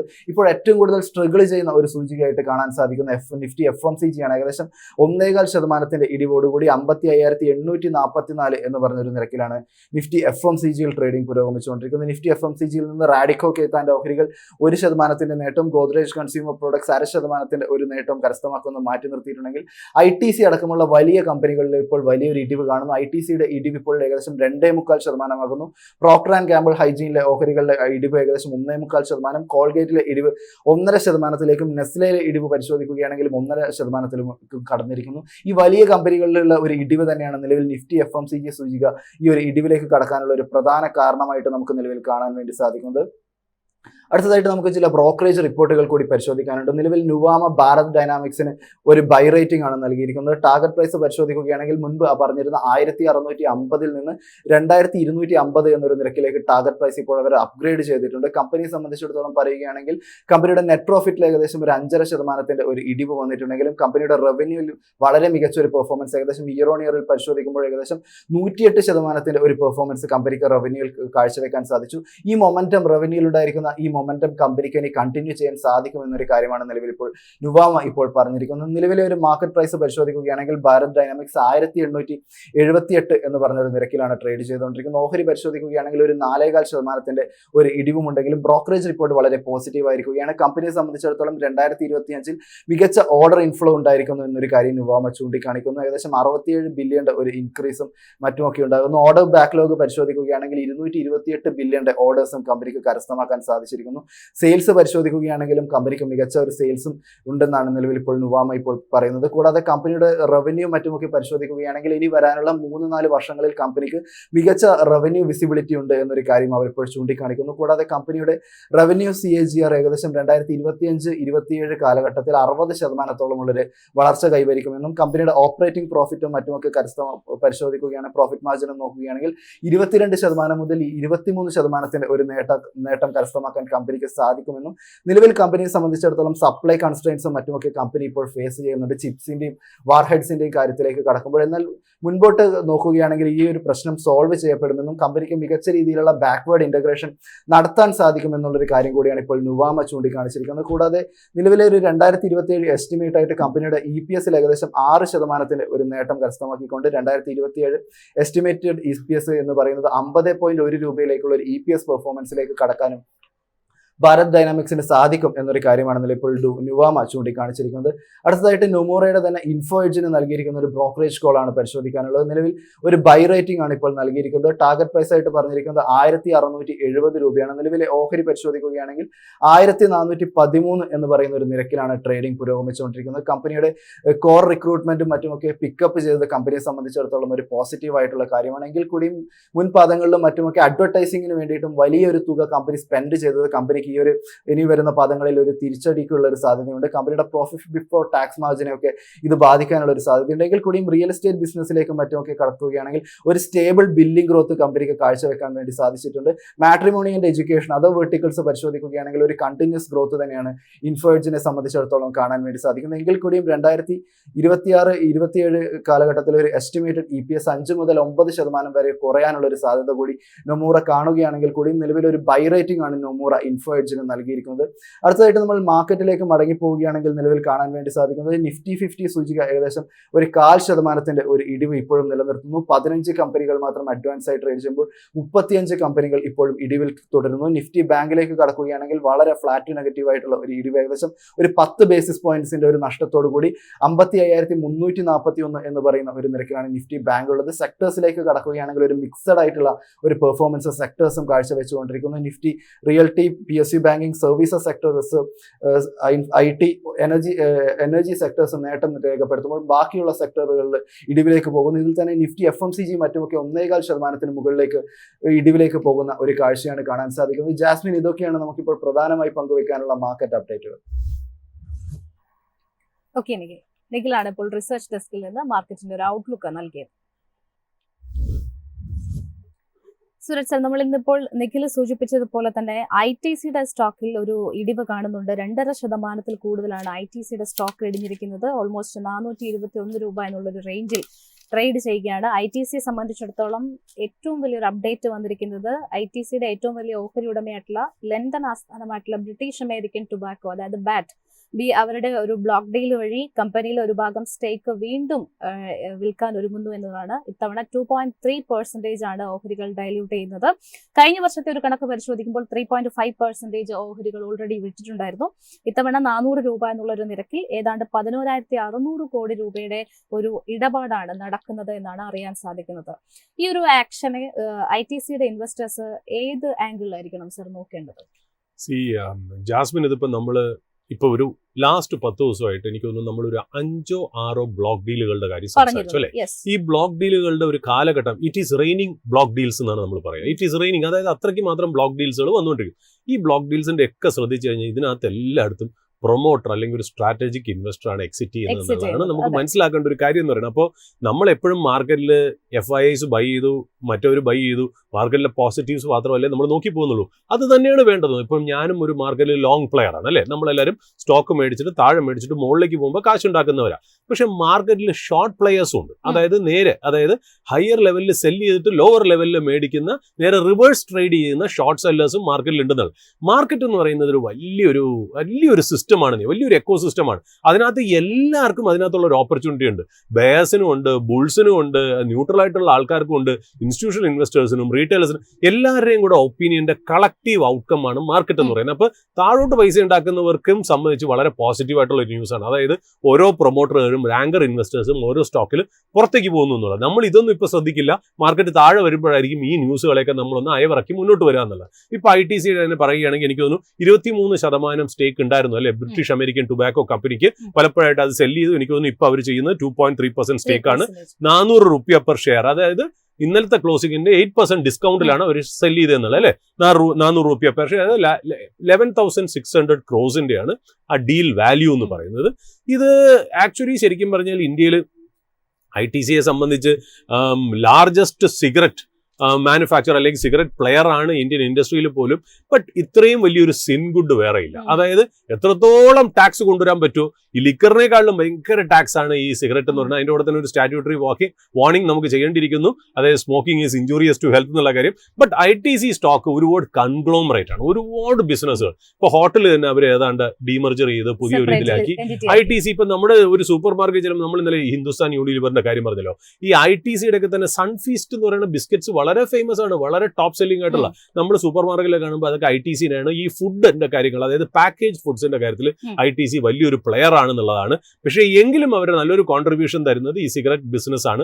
അതുകൊണ്ട് തന്നെയാണ് ഈ ബ്രിട്ടീഷ് അമേരിക്കൻ ടുബാക്കോ കമ്പനി അതിനകത്ത് സ്റ്റേക്ക് എടുത്തതെന്നുള്ളത്. ഈ പറഞ്ഞ ഗോൾഡ് ഫ്ലേക്ക് വീൽസ് ഒക്കെ അവരുടെ ബ്രാൻഡ് തന്നെയാണ്, ഏറ്റവും പോപ്പുലർ ആയിട്ടുള്ള സാധനമാണ്. ഇത് ബേസിക്കലി എനിക്ക് തോന്നുന്നു it's just one of N event. അതിനകത്ത് ഇപ്പോൾ ഈ പറയുന്ന ഇതിനകത്ത് ടേക്കേഴ്സ് കാണും. കാര്യം വെച്ചാൽ എനിക്ക് തോന്നുന്നു ITC സ്റ്റോക്ക് ഒരു ഡിസ്കൗണ്ടിൽ ട്രേഡ് ചെയ്യുന്നു എന്നാണ് മാർക്കറ്റിന്റെ പൊതുവെയുള്ള എല്ലാ ബ്രോക്കറേജിന്റെയും അല്ലെങ്കിൽ ഫോറിൻ ഇൻസ്റ്റിറ്റ്യൂഷണൽ ഇൻവെസ്റ്റേഴ്സിന്റെയും കമന്ററി നമ്മൾ നോക്കുകയാണെങ്കിൽ, മാർക്കറ്റ് എക്സ്പെർട്സിനെ നോക്കുകയാണെങ്കിലും കമന്ററി നോക്കുകയാണെങ്കിൽ ITC എന്ന് പറയുന്നത് ഒരു വാല്യൂ സ്റ്റോക്ക് ആയിട്ട് തന്നെ ഇന്ത്യൻ സിസ്റ്റത്തിൽ കാണപ്പെടുന്നു. അതുകൊണ്ട് ഈ പേപ്പേഴ്സിന്റെ ടേക്കേഴ്സ് ഒരുപാട് പേരുണ്ടാവും. അതായത് സെല് ചെയ്യുന്നെങ്കിൽ ഇത് അബ്സോർബ് ചെയ്ത് പോകാനായിട്ട് വലിയ കുഴപ്പമൊന്നുമില്ല. പക്ഷേ അതിൽ ശ്രദ്ധിക്കേണ്ട ഒരു കാര്യം, ഇന്ന് ആരെങ്കിലും ആ സ്റ്റോക്ക് മേടിച്ചു എന്ന് പറഞ്ഞ് ഡിവിഡൻഡ് കിട്ടണമെന്നില്ല. കാര്യം എക്സ് ഡിവിഡൻഡ് ആയി കഴിഞ്ഞു എന്നുള്ളത്. അപ്പോൾ ഇന്ന് ഡിവിഡൻഡോടുകൂടി അതിനെ മേടിക്കാൻ പറ്റത്തില്ല എന്നുള്ളത്. ഇന്നലെ വരെ അതിനുള്ളൊരു സമയം ഉണ്ടായിരുന്നു എന്നുള്ളതാണ്. ഏതായാലും ഇപ്പൊ ഇന്നെന്താ ചെറിയൊരു 3% താഴെ ഡിസ്കൗണ്ടിലാണ് അത് ട്രേഡ് ചെയ്യണമെന്നുള്ളത്. But even then ITC is a beautifully fundamentally strong stock എന്നുള്ളതാണ്. എന്ന് പറഞ്ഞ ഇതൊരു ബൈ സോളിസിറ്റേഷൻ അല്ല, നമ്മളൊരു അഭിപ്രായം പറഞ്ഞു എന്ന് മാത്രം. അതായത് നമുക്ക് മാർക്കറ്റിന്റെ മറ്റ് പ്രധാനപ്പെട്ട ഒരു അപ്ഡേറ്റിലേക്ക് പോകേണ്ടതുണ്ട്. അതിനായിട്ട് നമ്മുടെ ഈ ഒരു സെഷനിൽ ജോയിൻ ചെയ്യുന്നത് in house expert Pradeep Chandrasekharan സാറാണ്. Good morning sir and welcome to the show. Morning Jasmine, morning viewers. Sir, ഏതായാലും ITCയിൽ നിന്ന് തന്നെ തുടങ്ങാം. ഇന്നിപ്പോൾ 2.5% ഒരു ഇടിവ് സ്റ്റോക്ക് രേഖപ്പെടുത്തുന്നുണ്ട്. നമ്മൾ ഈ സംസാരിച്ചിട്ടുള്ള ബ്ലോക്ക് ഡീലിന്റെ ഒരു പശ്ചാത്തലത്തിലാണ് നിലവിൽ ITCയിൽ ഒരു ഇടിവ് കാണാൻ സാധിക്കുന്നത്. ITCയുടെ ഒരു പെർഫോമൻസ് നമ്മൾ പരിശോധിക്കുന്ന സമയത്ത് ഇയർ ടു ടിൽ ഡേറ്റിലെ പെർഫോമൻസിലേക്ക് വരുന്ന സമയത്ത് 7.84% ഒരു നെഗറ്റീവ് റിട്ടേൺ നൽകിയിട്ടുള്ള ഒരു സ്റ്റോക്കാണ് ITC എന്ന് പറയുന്നത്. നിലവിൽ 421 രൂപയിലാണ് ട്രേഡ് ചെയ്യുന്നത്. ITCയിൽ ഇനി വാഷ് ചെയ്തിരിക്കേണ്ട ലെവൽസ് ഏതൊക്കെയാണ്? ഒപ്പം ഈ സ്റ്റോക്കിനെ സാർ എങ്ങനെയാണ് വിലയിരുത്തുന്നത്?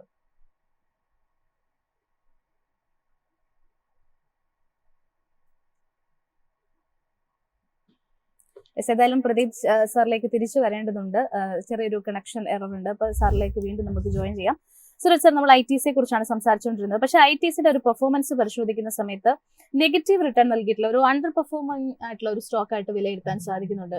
മേ ബി ഒരുപാട് പേര് ഹോൾഡ് ചെയ്യുന്ന തരത്തിൽ ഫണ്ടമെന്റലി വളരെ സ്ട്രോങ് ആയിട്ടുള്ള ഒരു കമ്പനിയുടെ ഈ ഒരു പെർഫോമൻസിന് എന്തായിരിക്കും? FMCG സെഗ്മെന്റിന്റെ ഒരു പൊതുവായിട്ടുള്ള ഒരു ഡൗൺ ട്രെൻഡ് ആയിരിക്കുമോ, അതോ ഇൻഡസ്ട്രി അങ്ങനെ ആയതുകൊണ്ടാണോ? എന്തായിരിക്കും ഈ ഒരു അണ്ടർ പെർഫോമൻസിന് ഒരു കാരണം? അതാ ഞാൻ പറഞ്ഞത്, ചില ഇന്ത്യൻ മാർക്കറ്റിൽ ചില സ്റ്റോക്കുകൾ വളരെ ക്യൂരിയസ് ആയിട്ട് പെരുമാറും. അതായത് നമുക്ക് അതിനൊരു ഉത്തരമില്ല എന്ന് വേണമെങ്കിൽ പറയാം. കാര്യം അതിനൊരു ഡെഫിനിറ്റ് ആൻസർ ഒന്നും നമുക്ക് പറയാനില്ല. കാര്യം വെച്ചാൽ നമ്മളിപ്പോൾ എത്രയോ കാലമായി ഈ പറഞ്ഞ FMCG ബെഹമത്തുകളിൽ ഒന്നാണ് ഈ ITC എന്ന് പറയുന്നത്, അല്ലേ? നമ്മളെപ്പോഴും ITC, പക്ഷേ ITCയിൽ ഇൻവെസ്റ്റ് ചെയ്തവർക്കൊക്കെ ഒരു ലാസ്റ്റ് ഡെക്കേഡാണ്.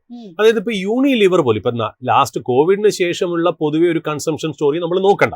കാര്യം അതൊരു ബിസിനസ് സൈക്കിളിന് മോശമായിട്ടുള്ള ഒരു കാലഘട്ടം ആയിരുന്നു. അതുകൊണ്ട് പൊതുവെ കൺസംഷൻ സ്റ്റോക്കുകൾക്ക് ഒരു ചെറിയൊരു കൺസംഷൻ സ്റ്റോക്ക് എന്ന് പറയുമ്പോൾ FMCG, സ്റ്റേപ്പിൾസ്, കൺസ്യൂമർ ഡിസ്ക്രിഷണറി. ഇപ്പൊ നമ്മൾ നോക്കുകയാണെങ്കിൽ ടൈറ്റൻ, ആ കമ്പനിക്ക് എന്താ കുഴപ്പം? എവിടെയെങ്കിലും നമ്മളൊരു ജ്വല്ലറി ബിസിനസ്സിന് മോശം വരുന്നതായിട്ട് കാണുന്നുണ്ടോ? എങ്കിലും ടൈറ്റൻ ഒരു അണ്ടർ പെർഫോമർ ആയിരുന്നു, അല്ലെ? പൊതുവെയുള്ള മറ്റുള്ള പെർഫോമേഴ്സ്, മറ്റുള്ള മൾട്ടി ബാഗേഴ്സ് വെച്ച് നോക്കുമ്പോൾ ടൈറ്റൻ ലാസ്റ്റ് 4 to 5 years ഒരു ചെറിയൊരു അണ്ടർ പെർഫോമർ ആയിരുന്നു. അതേപോലെ യൂണിലിവർ, നെസ്ലെ, ഇതേപോലെ കുറെ കൺസ്യൂമർ കമ്പനി മോശമായിട്ട് പെർഫോം ചെയ്തു. ITC കുറെ നാൾക്ക് ശേഷമാണ് അടുത്ത കാലത്ത് എന്താ പറയുക, ലാസ്റ്റ് എന്താ പറയുക ഒരു 200 രൂപയിൽ നിന്ന് 400 രൂപയിലൊക്കെ ഒരു ലാസ്റ്റ് 7 കൊല്ലത്തിലായിട്ട് വന്ന്. അതിനു മുമ്പ് ഇത് അധികം അനങ്ങാത്ത ഒരു സ്റ്റോക്ക് തന്നെയായിരുന്നു. പൊതുവെ അതിന് നമ്മൾ എപ്പോഴും ഒരു കാരണം പറഞ്ഞിരുന്നതെന്ന് വെച്ചാൽ അതിനകത്തുള്ള ഈ സിഗരറ്റ് ബിസിനസ് തന്നെയാണ് അതിന്റെ ഒരു നെഗറ്റീവ്. അത് തന്നെയാണ് അതിന്റെ പ്ലസ് പോയിന്റും, അത് തന്നെയാണ് നെഗറ്റീവ് എന്നുള്ള രീതിയിലാണ് നമ്മൾ പറഞ്ഞിരുന്നത്. കാര്യം ITC ഇപ്പൊ എല്ലാ വാല്യുവേഷനും, ഞാനിപ്പോ 25 കൊല്ലമായിട്ട് ITCയെ പരിചയമുള്ള ഒരു വ്യക്തിയാണ്. ഇപ്പൊ നമ്മൾ ITCയിലെ ഓരോ ബിസിനസ്, അതായത് നമ്മൾ സാധാരണ മാർക്കറ്റിലെ ഒരുപാട് വാല്യുവേഷൻ മെത്തേഡ്സ് ഉണ്ട്. ആ വാല്യുവേഷൻ മെത്തേഡിൽ ഒരു വാല്യുവേഷൻ മെത്തേഡ് SOTP എന്ന് പറയും. അതായത് സം ഓഫ് ദ പാർട്സ്. അതായത് ഓരോ ബിസിനസ്സുകൾ അതിനകത്ത് എടുത്ത് കീറി മുറിച്ച്, ഇപ്പം ഐസ്ക്രീം ബിസിനസ്, ഹോട്ടൽ ബിസിനസ്, അതിന്റെ ഫുഡ് ബിസിനസ്, പാക്കേജിംഗ് ബിസിനസ് ഒക്കെ കൂടി ചേർത്ത് നമ്മൾ നോക്കുകയാണെങ്കിൽ ഇതിന്റെ വാല്യൂ വളരെ വലുതാണ്. വളരെ വലുതാണ്. എന്നാലും ITC എന്ന് പറയുന്ന സ്റ്റോക്ക് ഇൻ ടോട്ടലായിട്ട് അതിനൊരു പ്രീമിയം വാല്യൂഷൻ കിട്ടാറില്ല. അപ്പൊ എപ്പോഴും എല്ലാ റിസർച്ച് റിപ്പോർട്ടിലും വരുന്നത് ITC വാല്യൂ അൺലോക്ക് ചെയ്യാനായിട്ട് ഓരോന്ന് ഡീമർജ് ചെയ്യണം എന്നാണ് സാധാരണ പറയാറ്. എന്നാൽ ചില ബിസിനസ്സുകളൊക്കെ അവർ ഡീമർജ് ചെയ്തിട്ടുണ്ട്, ചില ബിസിനസ്സുകൾ ഡീമർജ് ചെയ്തിട്ടില്ല. എങ്കിലും അതിന്റെ റിയൽ വാല്യൂ അല്ലെങ്കിൽ റിയൽ ഓപ്പർച്യൂണിറ്റി അല്ല പൊട്ടൻഷ്യൽ ശരിക്കും പറഞ്ഞാൽ നമ്മുടെ ഇന്ത്യൻ ഇൻവെസ്റ്റേഴ്സ് അനുഭവിച്ചിട്ടില്ല എന്നുള്ളതാണ് മനസ്സിലാക്കുന്നത്. മോർ ഓർ ലെസ് ഏതാണ്ട് ശരിക്കും പറഞ്ഞാൽ അടുത്ത കാലത്തായിട്ട് ഒരു PSU കമ്പനീസ് പോലും ഇപ്പൊ നമ്മുടെ ഹിന്ദുസ്ഥാൻ എയറോനോട്ടിക്സിന്റെയോ അല്ലെങ്കിൽ കൊച്ചിൻ ഷിപ്പ്യാർഡ് ഇതൊക്കെ PSU കമ്പനീസ്, ഭാരത് ഇലക്ട്രോണിക്സ് ഒക്കെ PSU കമ്പനീസ് ആണ്. അവരുടെ പെർഫോമൻസിന്റെ അടുത്ത് പോലും കിടപിടിക്കാനായിട്ട് ITCക്ക് പറ്റിയില്ല എന്നുള്ളത് അതിന്റെ ക്യൂരിയസ് കേസ് ആയിട്ടാണ് കാണുന്നത്. അതായത് വളരെ വലിയൊരു കേസ് സ്റ്റഡി ആയിട്ടാണ് ഞാൻ എപ്പോഴും ITCയെ കാണുന്നത് തന്നെ. അല്ലാണ്ട് ITCയുടെ സ്റ്റോക്കിന് കുഴപ്പമില്ല, വളരെ മാർക്കറ്റ് ലീഡറാണ് പല സെക്ടറിലും ഇൻഡസ്ട്രിയിലും ഒക്കെ. ബട്ട് ഈവൻ ദെൻ അതിന്റെ വേണ്ടപ്പെട്ട വാല്യുവേഷൻ മാർക്കറ്റ് അതിന് കൊടുക്കുന്നില്ല. ഇനി നമുക്കറിയാത്ത എന്തെങ്കിലും മാർക്കറ്റിന് അറിയുമെന്നുണ്ടോ അല്ലെങ്കിൽ അതിന്റെ മാനേജ്മെന്റിനുള്ള ഒരു ഡീറേറ്റിംഗ് ആണോ കൊടുക്കുന്നത് എന്നുള്ളത് ഇന്നും ക്യൂരിയസ് ആയിട്ട് നിൽക്കുന്ന ഒരു കാര്യമാണ് മാർക്കറ്റ്. ഏതായാലും ഇപ്പോൾ പ്രദീപ് സർ വീണ്ടും ജോയിൻ ചെയ്തിട്ടുണ്ട്. പ്രദീപ് സർ ITCയെ കുറിച്ചാണ് ചോദിച്ചത്. ജാസ്മിൻ, ഞാൻ സൂരജ് ITCയെ കുറിച്ച് പറഞ്ഞതൊക്കെ കേൾക്കുകയായിരുന്നു. സോ ITCയുടെ സ്പെസിഫിക് കേസ് എടുക്കുമ്പോഴേക്കും ആദ്യം തന്നെ അതിൻ്റെ ഒരു എത്തിക്സിനെ കുറിച്ച് പറയുന്നു. സൂരജ് പറയുകയുണ്ടായി ITCയുടെ main business is tobacco. So personally ഞാൻ ടൊബാക്കോ ആൻഡ് ലിക്കർ കമ്പനീസിൽ ഒന്നും തന്നെ ഇൻവെസ്റ്റ് ചെയ്യാറില്ല, because I find it highly unethical. But നമ്മൾ ചാർട്ട് വൈസ് ITC നോക്കുമ്പോഴേക്കും യെസ്, സൂരജ് പറഞ്ഞ വളരെ ശരിയാ. ITC കുറെ മാസങ്ങളായിട്ട് അണ്ടർ പെർഫോം ചെയ്തുകൊണ്ടിരിക്കുന്ന ഒരു സ്റ്റോക്ക് ITC. ബട്ട് ITCയുടെ കേസിലും നമുക്ക് ഏപ്രിൽ മാസത്തിന് ശേഷം നല്ലൊരു ബൈയിങ് ഇൻട്രസ്റ്റ് കാണാൻ സാധിക്കുന്നുണ്ടായിരുന്നു. ആൻഡ് കഴിഞ്ഞ 2 ദിവസത്തെ ട്രേഡിംഗ് പാറ്റേൺ നോക്കുമ്പോഴേക്കും 440 ITCയുടെ വളരെ മേജർ റെസിസ്റ്റൻസ് കാണുന്നത്. സോ 440 രൂപ എത്തിയതിനു ശേഷമായിരുന്നു ഇന്നലെയും ഇന്നും ഒക്കെ നമുക്ക് പ്രോഫിറ്റ് ടേക്കിംഗ് കാണാൻ സാധിക്കുന്നത്. സോ ഐ ഡോണ്ട് തിങ്ക് ഈ ഒരു പ്രോഫിറ്റ് ടേക്കിംഗ് അല്ലെങ്കിൽ ഈ ഒരു സെല്ലിംഗ് പ്രഷർ അധികം ദിവസം നീണ്ടു നിൽക്കുമെന്ന് എനിക്ക് തോന്നുന്നില്ല. വളരെ മേജർ സപ്പോർട്ട് 420 രൂപയിൽ കാണുന്നുണ്ട്. ഐ ഡോണ്ട് തിങ്ക് ആ ഒരു സപ്പോർട്ട് ബ്രേക്ക് ചെയ്യുമെന്ന്. എങ്കിലും ഇന്നത്തെ ട്രേഡിൽ നമുക്ക് ലോ റിസ്കിലെ ബൈയിങ് ഓപ്പർച്യൂണിറ്റി ഒന്നും തന്നെ ഇല്ല. We have got to wait for the stock to settle down. Pradeep sir, Asian പെയിന്റിലേക്കാണ് അടുത്തത് പോകുന്നത്. ഇന്നിപ്പോൾ ഒരു 0.5% കൂടുതൽ ഇടിവ് രേഖപ്പെടുത്തുന്നുണ്ട്. നിലവിൽ 2308 രൂപ എന്നുള്ളൊരു നിലവാരത്തിലാണ് സ്റ്റോക്ക് ട്രേഡ് ചെയ്യുന്നത്. ഒരു 52 വീക്ക് ഹൈ പരിശോധിക്കുന്ന സമയത്ത് 2024 സെപ്റ്റംബറിലാണ് 3394 രൂപ എന്നുള്ളൊരു ഹൈ സ്റ്റോക്ക് രേഖപ്പെടുത്തിയിട്ടുണ്ടായിരുന്നത്. കണ്ടിന്യൂസ് ആയിട്ട് ഈ ഒരു ഇടിവിന് ശേഷം നിലവിൽ ഒരു ട്രെൻഡ് റിവേഴ്സലിന്റെ സാധ്യത എന്തെങ്കിലും ഏഷ്യൻ പെയിന്റ്സിലുണ്ടോ? ഏഷ്യൻ പെയിന്റ്സിന്റെ കേസിൽ long term and short term trend രണ്ടും ബെയറിഷ് ആയി തന്നെ തുടരുന്നു. ബട്ട് ഈ സ്റ്റോക്കിൽ 2240 രൂപയിൽ വളരെ ഇമ്പോർട്ടന്റ് ആയിട്ട് ഒരു സപ്പോർട്ട് ബേസ് ഫോം ആവുന്നുണ്ട്. ആ ഒരു സപ്പോർട്ട് നിലനിൽക്കുന്നുണ്ടെങ്കിൽ നമുക്കൊരു ട്രെൻഡ് റിവേഴ്സലിന് ഒരു പോസിബിലിറ്റി കാണുന്നുണ്ട്. 2400 രൂപയായിരിക്കാം നമ്മൾ ശ്രദ്ധിച്ചിരിക്കേണ്ട റെസിസ്റ്റൻസ് ലെവൽ. അത് ബ്രേക്ക് ചെയ്യപ്പെട്ടാൽ 2490 2560 ആയിരിക്കും അടുത്ത 2 മേജർ റെസിസ്റ്റൻസ് ലെവൽസ്. ഇന്നത്തെ ഒരു മാർക്കറ്റിൽ ഏറ്റവും അധികം ഔട്ട് പെർഫോമൻസ് നടത്തുന്ന ഒരു സ്റ്റോക്ക് LIC ആണ്. 7.4% ഒരു മൂവ്മെന്റ് നടത്തുന്നുണ്ട്. മുന്നേറ്റം നിലവിൽ 933 രൂപ എന്നുള്ളൊരു നിലയ്ക്കാണ് ട്രേഡ് ചെയ്യുന്നത്. മിക്സഡ് ആയിട്ടുള്ള ഒരു ക്വാർട്ടർലി നമ്പേഴ്സ് ആയിരുന്നു കമ്പനി പുറത്തുവിട്ടിട്ടുണ്ടായിരുന്നത്. ബട്ട് LICയുടെ കേസിൽ നമ്മൾ നേരത്തെ പറഞ്ഞതുപോലെ തന്നെ IPO പ്രൈസിലും താഴെ ട്രേഡ് ചെയ്യുന്ന ഒരു സ്റ്റോക്കാണ്. ഇയർ ടു ടിൽ ഡേറ്റിൽ വളരെ മാർജിനൽ ആയിട്ടുള്ള ഒരു മുന്നേറ്റം മാത്രം കാഴ്ചവെച്ചിട്ടുള്ള ഒരു സ്റ്റോക്ക്. ഈ ഒരു കമ്പനിയെ സംബന്ധിച്ചിടത്തോളം അല്ലെങ്കിൽ ഈ ഒരു സ്റ്റോക്ക് ഒരു അണ്ടർ പെർഫോമർ ആണ് എന്ന് നമുക്ക് നിസ്സംശയം പറയാനായിട്ട് സാധിക്കുന്നുണ്ട്. ഈ ഒരു പെർഫോമൻസിനെ സാർ എങ്ങനെയാണ് വിലയിരുത്തുന്നത്? ഒപ്പം മുന്നോട്ട് ഇനിയിപ്പോൾ ലൈഫ് ഇൻഷുറൻസ്, ഹെൽത്ത് ഇൻഷുറൻസ് മേഖലയിലേക്ക് കൂടി LIC വരികയാണ്. അതിന്റെ പ്രഖ്യാപനങ്ങളൊക്കെ തന്നെ വന്നിട്ടുണ്ട്. അപ്പോൾ ഇനി കമ്പനിയുടെ ഒരു പൊട്ടൻഷ്യൽ എത്ര മാത്രമായിരിക്കും? ജാസ്മിൻ, പേഴ്സണലി ഒരു ഡിസ്ക്ലോഷർ, എനിക്ക് ഓൾറെഡി LICയിൽ ഒരു പൊസിഷൻ ഉണ്ട്, ലോങ് പൊസിഷൻ. ആൻഡ് ഞാൻ ഒത്തിരി മാസങ്ങളായിട്ട് ഈ ഫോറത്തിലും മാർക്കറ്റ് പ്ലസ് ഫോറത്തിലും ഒക്കെ പ്രേക്ഷകരുടെ ശ്രദ്ധ കൊണ്ടുവന്നുകൊണ്ടിരിക്കുന്ന ഒരു stock is LIC. So I'm extremely bullish on life insurance business, very, very bullish on Life Insurance Corporation as a company. And Suraj നേരത്തെ ITCയുടെ ലോങ് ടേം പ്രോസ്പെക്ട്സിനെ കുറിച്ചൊക്കെ പറയുകയുണ്ടായി. He also spoke about Hindustan Unilever, Nestle, മുതലായ FMCG stocks. And along with that, എനിക്ക് കൂട്ടിച്ചേർക്കാനുള്ള is life insurance business itself. LIC നമ്മൾ study ചെയ്യുമ്പോഴേക്കും നമുക്ക് ഒരിക്കലും മറക്കാൻ പാടില്ലാത്ത LIC is the industry leader. So അതിൽ State Bank of India, ICICI Prudential, HDFC life, ഇവരൊക്കെ ആ ഒരു മാർക്കറ്റിലോട്ട് എൻറ്റർ ചെയ്യുന്നുണ്ടെങ്കിലും ഈ ഒരു ലൈഫ് ഇൻഷുറൻസ് ബിസിനസ് അടുത്ത 20-30 വർഷത്തേക്ക് it is only going to keep on expanding. So ഈ സ്റ്റോക്കിൽ നമ്മൾ എപ്പോൾ ഒരു കറക്ഷൻ അല്ലെങ്കിൽ ഒരു പ്രോഫിറ്റ് ടേക്കിംഗ് അല്ലെങ്കിൽ ഒരു ഒരു മേജർ ഫോൾ ഒക്കെ നടക്കുന്നുണ്ടെങ്കിൽ I personally use it only as a buying opportunity. And ഞാൻ എപ്പോഴും ചെയ്യുന്നത് എന്താണെന്ന് വെച്ച് കഴിഞ്ഞാൽ ഞാൻ IPO പ്രൈസിന്റെ കൂടെ ഇത്തരം സ്റ്റോക്സിനെ ഒരിക്കലും കമ്പയർ ചെയ്യത്തില്ല. ഇത്തരം സ്റ്റോക്സ് എനിക്ക് അട്രാക്റ്റീവായിട്ട് അണ്ടർ വാല്യൂഡ് ആയിട്ട് തോന്നുന്ന സമയത്തായിരിക്കും ഞാൻ തീർച്ചയായിട്ടും ഈ സ്റ്റോക്കിലോട്ട് പുതിയ ഇൻവെസ്റ്റ്മെന്റ്സ് നടത്താൻ ശ്രമിക്കുന്നത്. നമുക്ക് ഈ സ്റ്റോക്കിൽ അവസാനത്തെ ഒരു ബുള്ളിഷ് ട്രിഗർ ലഭിച്ച അറൌണ്ട് 800 rupees ആയിരുന്നു. ആൻഡ് ഇന്നിപ്പോ സ്റ്റോക്ക് ഓൾമോസ്റ്റ് ഒരു 7-8% നേട്ടം നമുക്ക് നൽകിയിട്ടുണ്ട്. അതിനെ തുടർന്ന് the long term trend has also turned bullish. ഈ സ്റ്റോക്കിന്റെ അടുത്ത മേജർ റെസിസ്റ്റൻസ് 1020 രൂപയാണ്. ബട്ട് വരും സെഷൻസിലെ മൈ എക്സ്പെക്ടേഷൻ 1020 രൂപയുടെ റെസിസ്റ്റൻസ് ഈ സ്റ്റോക്ക് ബ്രേക്ക് ചെയ്യും. യെസ്, ഏതായാലും മറ്റൊരു സെഗ്മെന്റ് സിമെന്റ് ആണ്. അൾട്രാടെക് സിമെന്റ് ഇൻഡസ്ട്രി ലീഡർ ആയിട്ടുള്ള അൾട്രാടെക് സിമെന്റിനെ കുറിച്ചാണ് ചോദിക്കുന്നത്. ഇന്നൊരു 0.5% ഇടിവ് രേഖപ്പെടുത്തുന്നുണ്ട്. സർ, നേരത്തെ നമ്മൾ LICയുടെ കാര്യം പറഞ്ഞതുപോലെ തന്നെ ഇൻഡസ്ട്രി ലീഡർ ആയിട്ടുള്ള ഈ ഒരു അൾട്രാടെക് സിമെന്റിന്റെ കേസ് പരിശോധിച്ചാലും ഇയർ ടു ടിൽ ഡേറ്റിൽ അണ്ടർ പെർഫോമർ ആയിട്ട് തന്നെ നിലകൊള്ളുകയാണ് അൾട്രാടെക്. എന്തായിരിക്കും ഈ ഒരു പെർഫോമൻസിനെ സാർ എങ്ങനെയാണ് നോക്കുന്നത്? ഒപ്പം അൾട്രാടെക്കിൽ സാറിന്റെ ഒരു ടേക്ക് എങ്ങനെയാണ്? Unfortunately, Ultratech in the case, it is very similar to Larsen & Toubro. Ultratech കഴിഞ്ഞ ഒരു 1.5 വർഷമായിട്ട് ഒരു ബ്രോഡ് സൈഡ് വേസ് റേഞ്ചിലോട്ട് പെട്ടുപോയിട്ടുണ്ട്. ഈ സ്റ്റോക്കിന്റെ മേജർ സപ്പോർട്ട് 10,000-ലും മേജർ റെസിസ്റ്റൻസ് 12,400 രൂപയിലോ കാണുന്നത്. ഈ രണ്ട് ലെവലിൽ ഏതെങ്കിലും ഒരു ലെവൽ ബ്രേക്ക് ചെയ്താൽ മാത്രമേ നമുക്കൊരു ട്രേഡിംഗ് അവസരം ലഭിക്കാൻ പോകുന്നുള്ളൂ. ഈ സ്റ്റോക്കിൽ അറ്റ് ദ മൊമെന്റ് എനിക്ക് ഒരു ബുള്ളിഷ് ട്രിഗറും കാണാൻ സാധിക്കുന്നില്ല. പ്രദീപ് സർ, മറ്റൊരു സ്റ്റോക്ക് ടയർ സെഗ്മെന്റിൽ നിന്നും ഗുഡിയർ ആണ്. ഗുഡിയറിന്റെ സ്റ്റോക്കിലേക്ക് വന്നാൽ ഇന്നിപ്പോൾ ഒരു ഫ്ലാറ്റ് ടു പോസിറ്റീവ് നോട്ടിലുള്ള ട്രേഡിംഗ് കാണാൻ സാധിക്കുന്നു. കമ്പനിയുടെ ഫൈനാൻഷ്യൽ ആസ്പെക്ട് പരിശോധിക്കുന്ന സമയത്ത് റവന്യൂ 9.5% അപ്പാണ്. നെറ്റ് പ്രോഫിറ്റ് ഒരു നേരിയ മുന്നേറ്റം കാഴ്ചവെച്ചിട്ടുണ്ട്. നെറ്റ് പ്രോഫിറ്റിനെ സംബന്ധിച്ചിടത്തോളം ഒരു ലോസ് ആണ് ഉണ്ടായിരിക്കുന്നത്. മാർജിനിൽ ഒരു നേരിയ മുന്നേറ്റം നമുക്ക് കാണാൻ സാധിക്കുന്നു. അങ്ങനെ അഗെയിൻ ഒരു ഫിക്സഡ് ആയിട്ടുള്ള പെർഫോമൻസ് കണ്ടിട്ടുണ്ട്. ഈ ടയർ സെഗ്മെന്റിൽ സാറിന്റെ ഒരു ഫേവറേറ്റ് സ്റ്റോക്ക് ആയിട്ട് കഴിഞ്ഞ ദിവസങ്ങളിലൊക്കെ തന്നെ സാറ് പറഞ്ഞിട്ടുണ്ടായിരുന്നത് അഗെയിൻ സിയറ്റ് ആയിരുന്നു. സിയറ്റിൽ നിന്നും ഗുഡിയറിലേക്ക് വരുന്ന സമയത്ത് ഈ ഒരു സ്റ്റോക്ക് ഹോൾഡ് ചെയ്യുന്നവർ നിലവിൽ വാഷ് ചെയ്തിരിക്കേണ്ട ലെവൽസ് ഏതൊക്കെയായിരിക്കും? സിയറ്റിന്റെ കേസിൽ വളരെ മേജർ റെസിസ്റ്റൻസ് 980 കാണുന്നത്. ആൻഡ് ഇന്നലെയും ഇന്നും ഒക്കെ നമ്മൾ ആ സ്റ്റോക്ക് ആ ഒരു റെസിസ്റ്റൻസ് ലെവലിലോട്ട് it is testing that resistance. Very difficult to say ഇന്നത്തെ ട്രേഡ് അല്ലെങ്കിൽ ഈ ആഴ്ചത്തെ ട്രേഡിൽ ഈ സ്റ്റോക്ക് ആ റെസിസ്റ്റൻസ് ബ്രേക്ക് ചെയ്യുമെന്ന്. കമ്പനിയുടെ ഫൈനാൻഷ്യൽസിൽ വളരെ മികച്ച പെർഫോമൻസ് നൽകാത്തത് കൊണ്ട് തന്നെ my personal stand will be book your profits, close your position. ഇതിലെ കറക്ഷൻ നടക്കുന്ന സമയത്ത് നമുക്ക് ഒരു പുതിയ ബൈയിങ് ഓപ്പർച്യൂണിറ്റി നമുക്ക് നോക്കാം.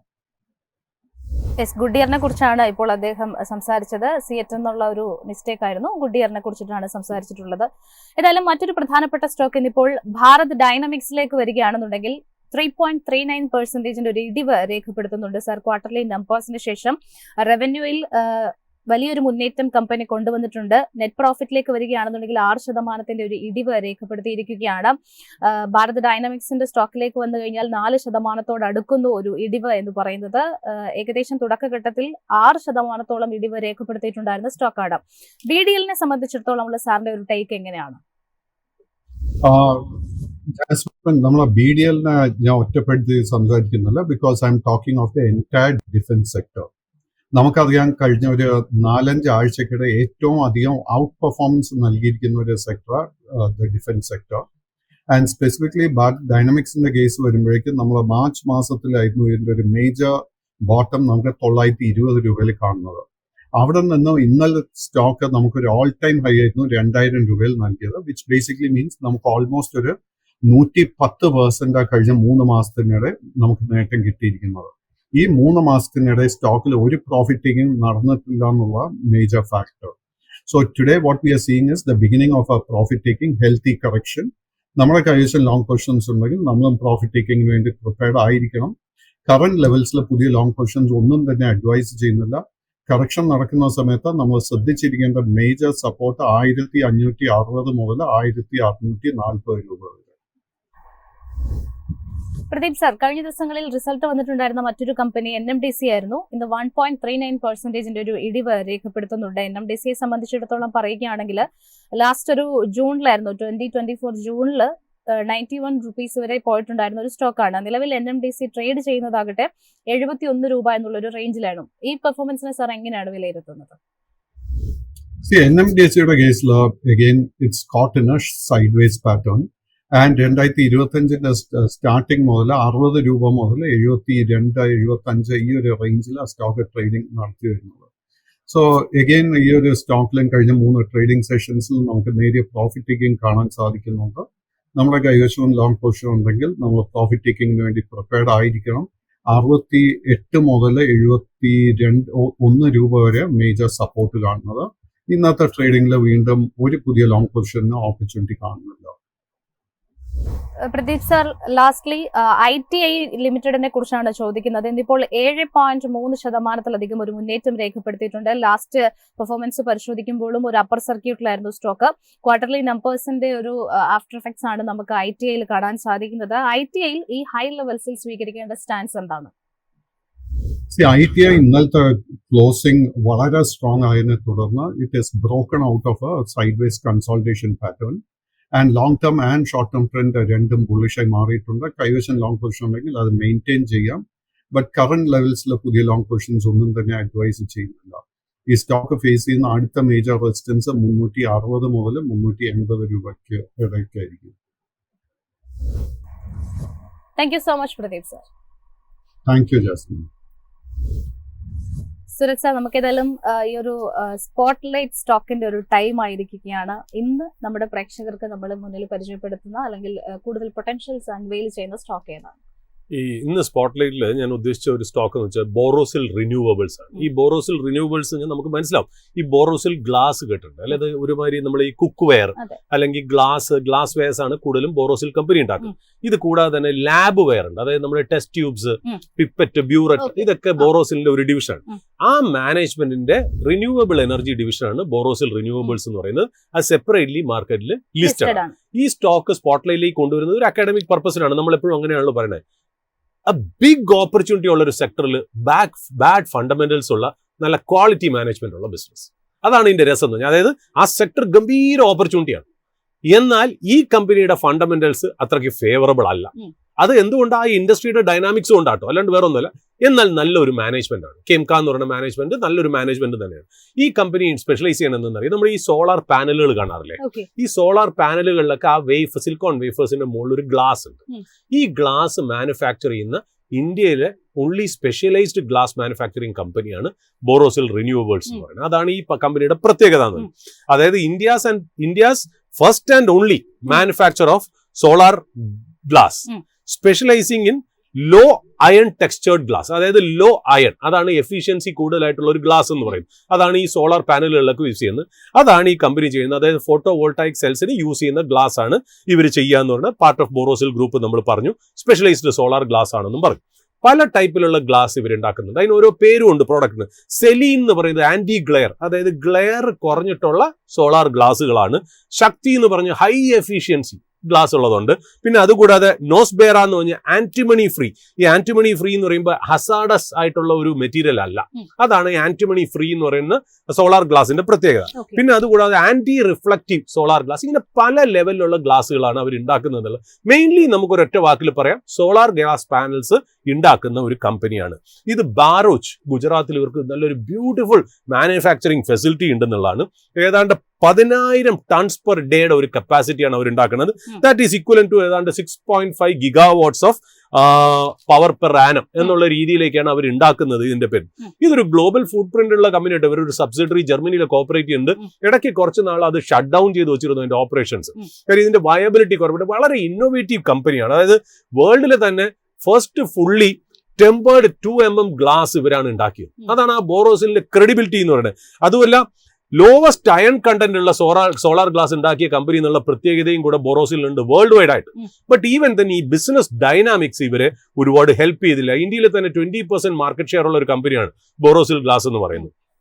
ഇതിന്റെ ഫണ്ടമെന്റൽസ് ഒട്ടും നല്ലതല്ല. കാര്യം ബിസിനസ് എൻവയോൺമെന്റ് അതിന് മോശമായിരുന്നു. അത് എന്താണ് കാരണം എന്ന് വെച്ചാൽ ഇന്ത്യയിൽ നമ്മൾ മേക്ക് ഇൻ ഇന്ത്യ എന്നൊക്കെ പറയുമ്പോൾ നമ്മൾ പറയുന്നതിന് ഒരുപാട് പോസിറ്റീവ് വശം ഉണ്ടെങ്കിലും അതിൻ്റെ ഒരു നെഗറ്റീവ് വശം എന്ന് വെച്ചാൽ നമുക്കൊരിക്കലും ചൈനയിൽ നിന്നോ വിയറ്റ്നാമിൽ നിന്നോ വരുന്ന ഈ സോളാർ ഗ്യാസ് പ്രോഡക്ട്സിനോട് പിടിച്ചു നിൽക്കാൻ ഇന്ത്യൻ കമ്പനിക്ക് വളരെ പാടാണ്. കാര്യം അവിടെ എല്ലാ കാര്യത്തിനും റോ മെറ്റീരിയൽസ് ഇതാത് രാജ്യങ്ങളിൽ കിട്ടുന്ന മാത്രമല്ല, they are the low cost producer of solar glass. അപ്പൊ ഇവിടെ അവര് ഡംപ് ചെയ്ത് ആക്ച്വലി ഇന്ത്യൻ മാർക്കറ്റ് തകർന്നടിഞ്ഞ് നിൽക്കുന്ന ഒരു ലെവൽ. ബോറോസിൽ വളരെ എന്താ പറയുക മുന്നോട്ട് കാലെടുത്ത് വെച്ച് വന്ന ഒരു പ്ലെയർ ആണ്. പക്ഷെ അവർക്ക് പിടിച്ചു നിൽക്കാൻ പറ്റില്ല. കാര്യം ബോറോസിലിന്റെ പ്രോഡക്ട്സിന് എപ്പോഴും ഇവരെ അപേക്ഷിച്ച് വില കൂടുതലായിരിക്കും എന്നുള്ളതാണ്. ഇപ്പൊ അടുത്ത കാലത്ത് ഡിസംബർ 2024 അതായത് ഒരുപാട് നാളായിട്ട് മാനേജ്മെന്റ് ഇവരെടുത്ത് പറയുന്നു, അതായത് ആന്റി ഡംപിംഗ് ഡ്യൂട്ടി കൊണ്ടുവരണം, നമ്മുടെ ലോക്കൽ പ്രൊഡ്യൂസേഴ്സിനെ നമുക്കൊന്ന് പ്രൊട്ടക്ട് ചെയ്യണം എന്ന് പറഞ്ഞു. അങ്ങനെ ഡിസംബർ 2024 5 കൊല്ലത്തേക്ക് ഗവൺമെന്റ് ഈ പറയുന്ന പോലെ എന്താ പറയുക ഇതൊന്നും ആന്റി ഡംപിംഗ് ഡ്യൂട്ടി വിയറ്റ്നാമിൽ നിന്നും ചൈനയിൽ നിന്നുള്ള പ്രോഡക്റ്റിന് അവർ കൊടുത്തിട്ടുണ്ട്. അപ്പൊ ആ ഇൻഡസ്ട്രിക്ക് ഒരു ടെയിൽ വിൻഡ് വന്നു എന്നുള്ള. ബട്ട് ഇതിന്റെ പാസ്റ്റ് വന്നിട്ടുള്ള ആ പ്രോബ്ലംസ് ആ കമ്പനി ഇപ്പോഴും ഹോണ്ട് ചെയ്തുകൊണ്ടിരിക്കുന്നു എന്നുള്ളതാണ്. ബട്ട് ഈവൻ തന്നെ ആ കമ്പനി ഉടൻ തന്നെ 900 crores ഒരു ഇൻവെസ്റ്റ്മെന്റ്സ് ഒക്കെ പറഞ്ഞിട്ടുണ്ട്. അതായത് ഞങ്ങൾ ടേൺ അറൗണ്ട് ചെയ്ത് വരും എന്നുള്ള രീതിയിലേക്കാണ് ഇവർ പറഞ്ഞേക്കുന്നത് എന്നുള്ളത്. ഇതൊരു കൺസെപ്റ്റ് സ്റ്റോക്കാണ്, റൈറ്റ്? ഈ പറയുന്ന പോലെ മാനേജ്മെന്റ് വളരെ പോസിറ്റീവാണ് ഈ ബിസിനസ്സിൽ. നമുക്കറിയാം സോളാർ എന്ന് പറയുന്ന ആ ഒരു സോളാർ ഗ്രീൻ എനർജി എന്ന് പറയുന്നത് എന്തൂരം ഇന്ത്യൻ സിസ്റ്റത്തിൽ വലുതാവാനുള്ളതാണ്. അതിലെ ഗ്ലാസ് പ്ലെയർ ആണ്, സോളാർ ഉണ്ടാക്കുന്ന കമ്പനിയല്ല, EPC പ്ലെയർ അല്ല, മറ്റുള്ള സപ്ലൈസ് ചെയ്യുന്നതല്ല, ഗ്ലാസ് ചെയ്യുന്ന സ്പെഷ്യലൈസ്ഡ് ഗ്ലാസ് ചെയ്യുന്ന വളരെ നിഷായിട്ടുള്ള ഒരു പ്ലെയർ ആണ്. ഇതൊരു കൺസെപ്റ്റ് സ്റ്റോക്ക് തന്നെയാണ്. ആ കമ്പനിക്ക് കടമുണ്ട്, ബാക്കിയുള്ള ഫണ്ടമെന്റൽസ് ഒന്നും വളരെ ഫേവറബിൾ അല്ല. അവർ പറയേണ്ട ഒരു റൈറ്റ്സ് ഇഷ്യൂ 2025 കൊണ്ടുവന്ന് കമ്പനിയുടെ കടമൊക്കെ കുറച്ച് വലിയ എക്സ്പാൻഷനിലേക്ക് പോകണമെന്ന് പറഞ്ഞു. ഇപ്പൊ കമ്പനിക്ക് ടെയിൽ വിൻഡും ഉണ്ട്, അതായത് ഗവൺമെന്റ് ആന്റി ഡംപിംഗ് ഡ്യൂട്ടി ഏർപ്പെടുത്തുകയും ചെയ്തു ചൈന ആൻഡ് വിയറ്റ്നാം പോലുള്ള സ്ഥലങ്ങളിൽ നിന്ന് സാരം. അപ്പൊ ഒരുപാട് എൻവയറോൺമെന്റ് അതിന് ടേൺ അറൗണ്ട് ചെയ്ത് വരുന്നതിന്റെ ഉള്ള ഒരു കമ്പനിയാണിത്. ഒരു സ്മോൾ ക്യാപ് സ്റ്റോക്കാണ്. 570 രൂപയാണ്. അതൊരു അണ്ടർ പെർഫോമർ ആയിരുന്നു ലാസ്റ്റ് കുറച്ച് നാളായിട്ട്. പ്രത്യേകിച്ച് ഈ ഡംപിംഗ് ഉള്ളതുകൊണ്ടാണ് അണ്ടർ പെർഫോമർ ആയത്. ഡംപിംഗ് ഒക്കെ എടുത്ത് മാറ്റി അവർ എക്സ്പാൻഷനും പറഞ്ഞു, റൈറ്റ്സ് ഇഷ്യൂ പോകുന്നതാണ് പറഞ്ഞേക്കണേ. എവിടെയെങ്കിലും വെച്ച് ഇത് ടേൺ അറൗണ്ട് ആവുമോ എന്നുള്ളൊരു സംശയമുണ്ട്. ജനങ്ങൾ ഇതൊരു എന്താ പറയുക, നമ്മുടെ ഇൻവെസ്റ്റേഴ്സും പ്രേക്ഷകരും ഇതൊരു വാച്ച് ലിസ്റ്റ് ലിപ്സ് സ്പോട്ട്ലൈറ്റ് സ്റ്റോക്കായിട്ട് വയ്ക്കുക. ഇതിനെക്കുറിച്ച് എന്തെങ്കിലും ന്യൂസ് ഉണ്ടെങ്കിൽ നിങ്ങൾ അത് മനസ്സിലാക്കുക. ഇതെന്നും നമ്മൾ പറയുന്നത് നല്ല നല്ല കമ്പനികൾ സ്പോട്ട്ലൈറ്റിലൂടെ നിങ്ങളുടെ മുന്നിൽ നമ്മളൊരു അക്കാഡമിക് പർപ്പസിന് അവതരിപ്പിക്കുന്നു. അവരുടെ ബിസിനസ് എന്താണ്, അവരുടെ ഫണ്ടമെന്റൽസ് എന്താണെന്ന് ഇൻ ഷോർട്ട് ആയിട്ട് നിങ്ങൾക്ക് മനസ്സിലാവുന്ന രീതിയിൽ സിമ്പിൾ ആയിട്ട് അവതരിപ്പിക്കുക. അല്ലാണ്ട് ഒരു സ്റ്റോക്ക് മേടിക്കുക മൾട്ടി ബാഗർ ആവുന്നുള്ള ഉദ്ദേശത്തിലല്ല. നമ്മൾ ഇന്നൊരു HUL പോലത്തെ ഒരു രാജ് ക്യാപ് സ്റ്റോക്സ് ആണ് പറഞ്ഞത്. എന്തായാലും യൂണിലിവർ നമ്മൾ ഇന്നലെ പറഞ്ഞു. ഇന്നിപ്പോ ITC നമ്മൾ ചെറുതായിട്ടൊന്ന് ഡിസ്ക്രൈബ് ചെയ്തു. അപ്പൊ അതേപോലത്തെ ഒരു സ്റ്റോക്ക് നിങ്ങളുടെ മുന്നിൽ അവതരിപ്പിക്കുന്നു എന്ന് മാത്രം. നിങ്ങളൊരു ഇൻവെസ്റ്റ്മെന്റ് ആയിട്ടോ അഡ്വൈസ് ആയിട്ടോ സോളിസിറ്റേഷൻ ആയിട്ടോ നിങ്ങൾ കരുതുന്നത്. നിങ്ങളൊരു രജിസ്റ്റേർഡ് ഇൻവെസ്റ്റ്മെന്റ് അഡ്വൈസറെയോ അല്ലെങ്കിൽ സെബി റിസർച്ച് അനലിസ്റ്റുകളെ കണ്ട് മാത്രം നിങ്ങളുടെ ഇൻവെസ്റ്റ്മെന്റ് മുന്നോട്ട് തുടരുക. ഇത് വെറും അക്കാഡമിക് പ്രൊഫഷന് മാത്രം ഉണ്ടെന്ന് മാത്രം നമ്മൾ പറഞ്ഞു വെക്കുന്നു. ഏതായാലും ഇന്നത്തെ ഈ ഒരു ഓപ്പണിംഗിന്റെ സെക്ഷൻ ഇവിടെ വൈൻഡ് അപ്പ് ചെയ്യുകയാണ്. അടുത്തൊരു സെഷനുമായിട്ട് മാർക്കറ്റിന്റെ പെർഫോമൻസ് എങ്ങനെയാണ്, മറ്റു പ്രധാനപ്പെട്ട സ്റ്റോക്ക് ഡീറ്റെയിൽസ് ഏതൊക്കെയാണ് എന്നതടക്കമുള്ള ഡീറ്റെയിൽസുമായിട്ട് ഞങ്ങളുടെ റിസർച്ച് ഡെസ്ക് നിങ്ങളോടൊപ്പം ജോയിൻ ചെയ്യും. Stay tuned.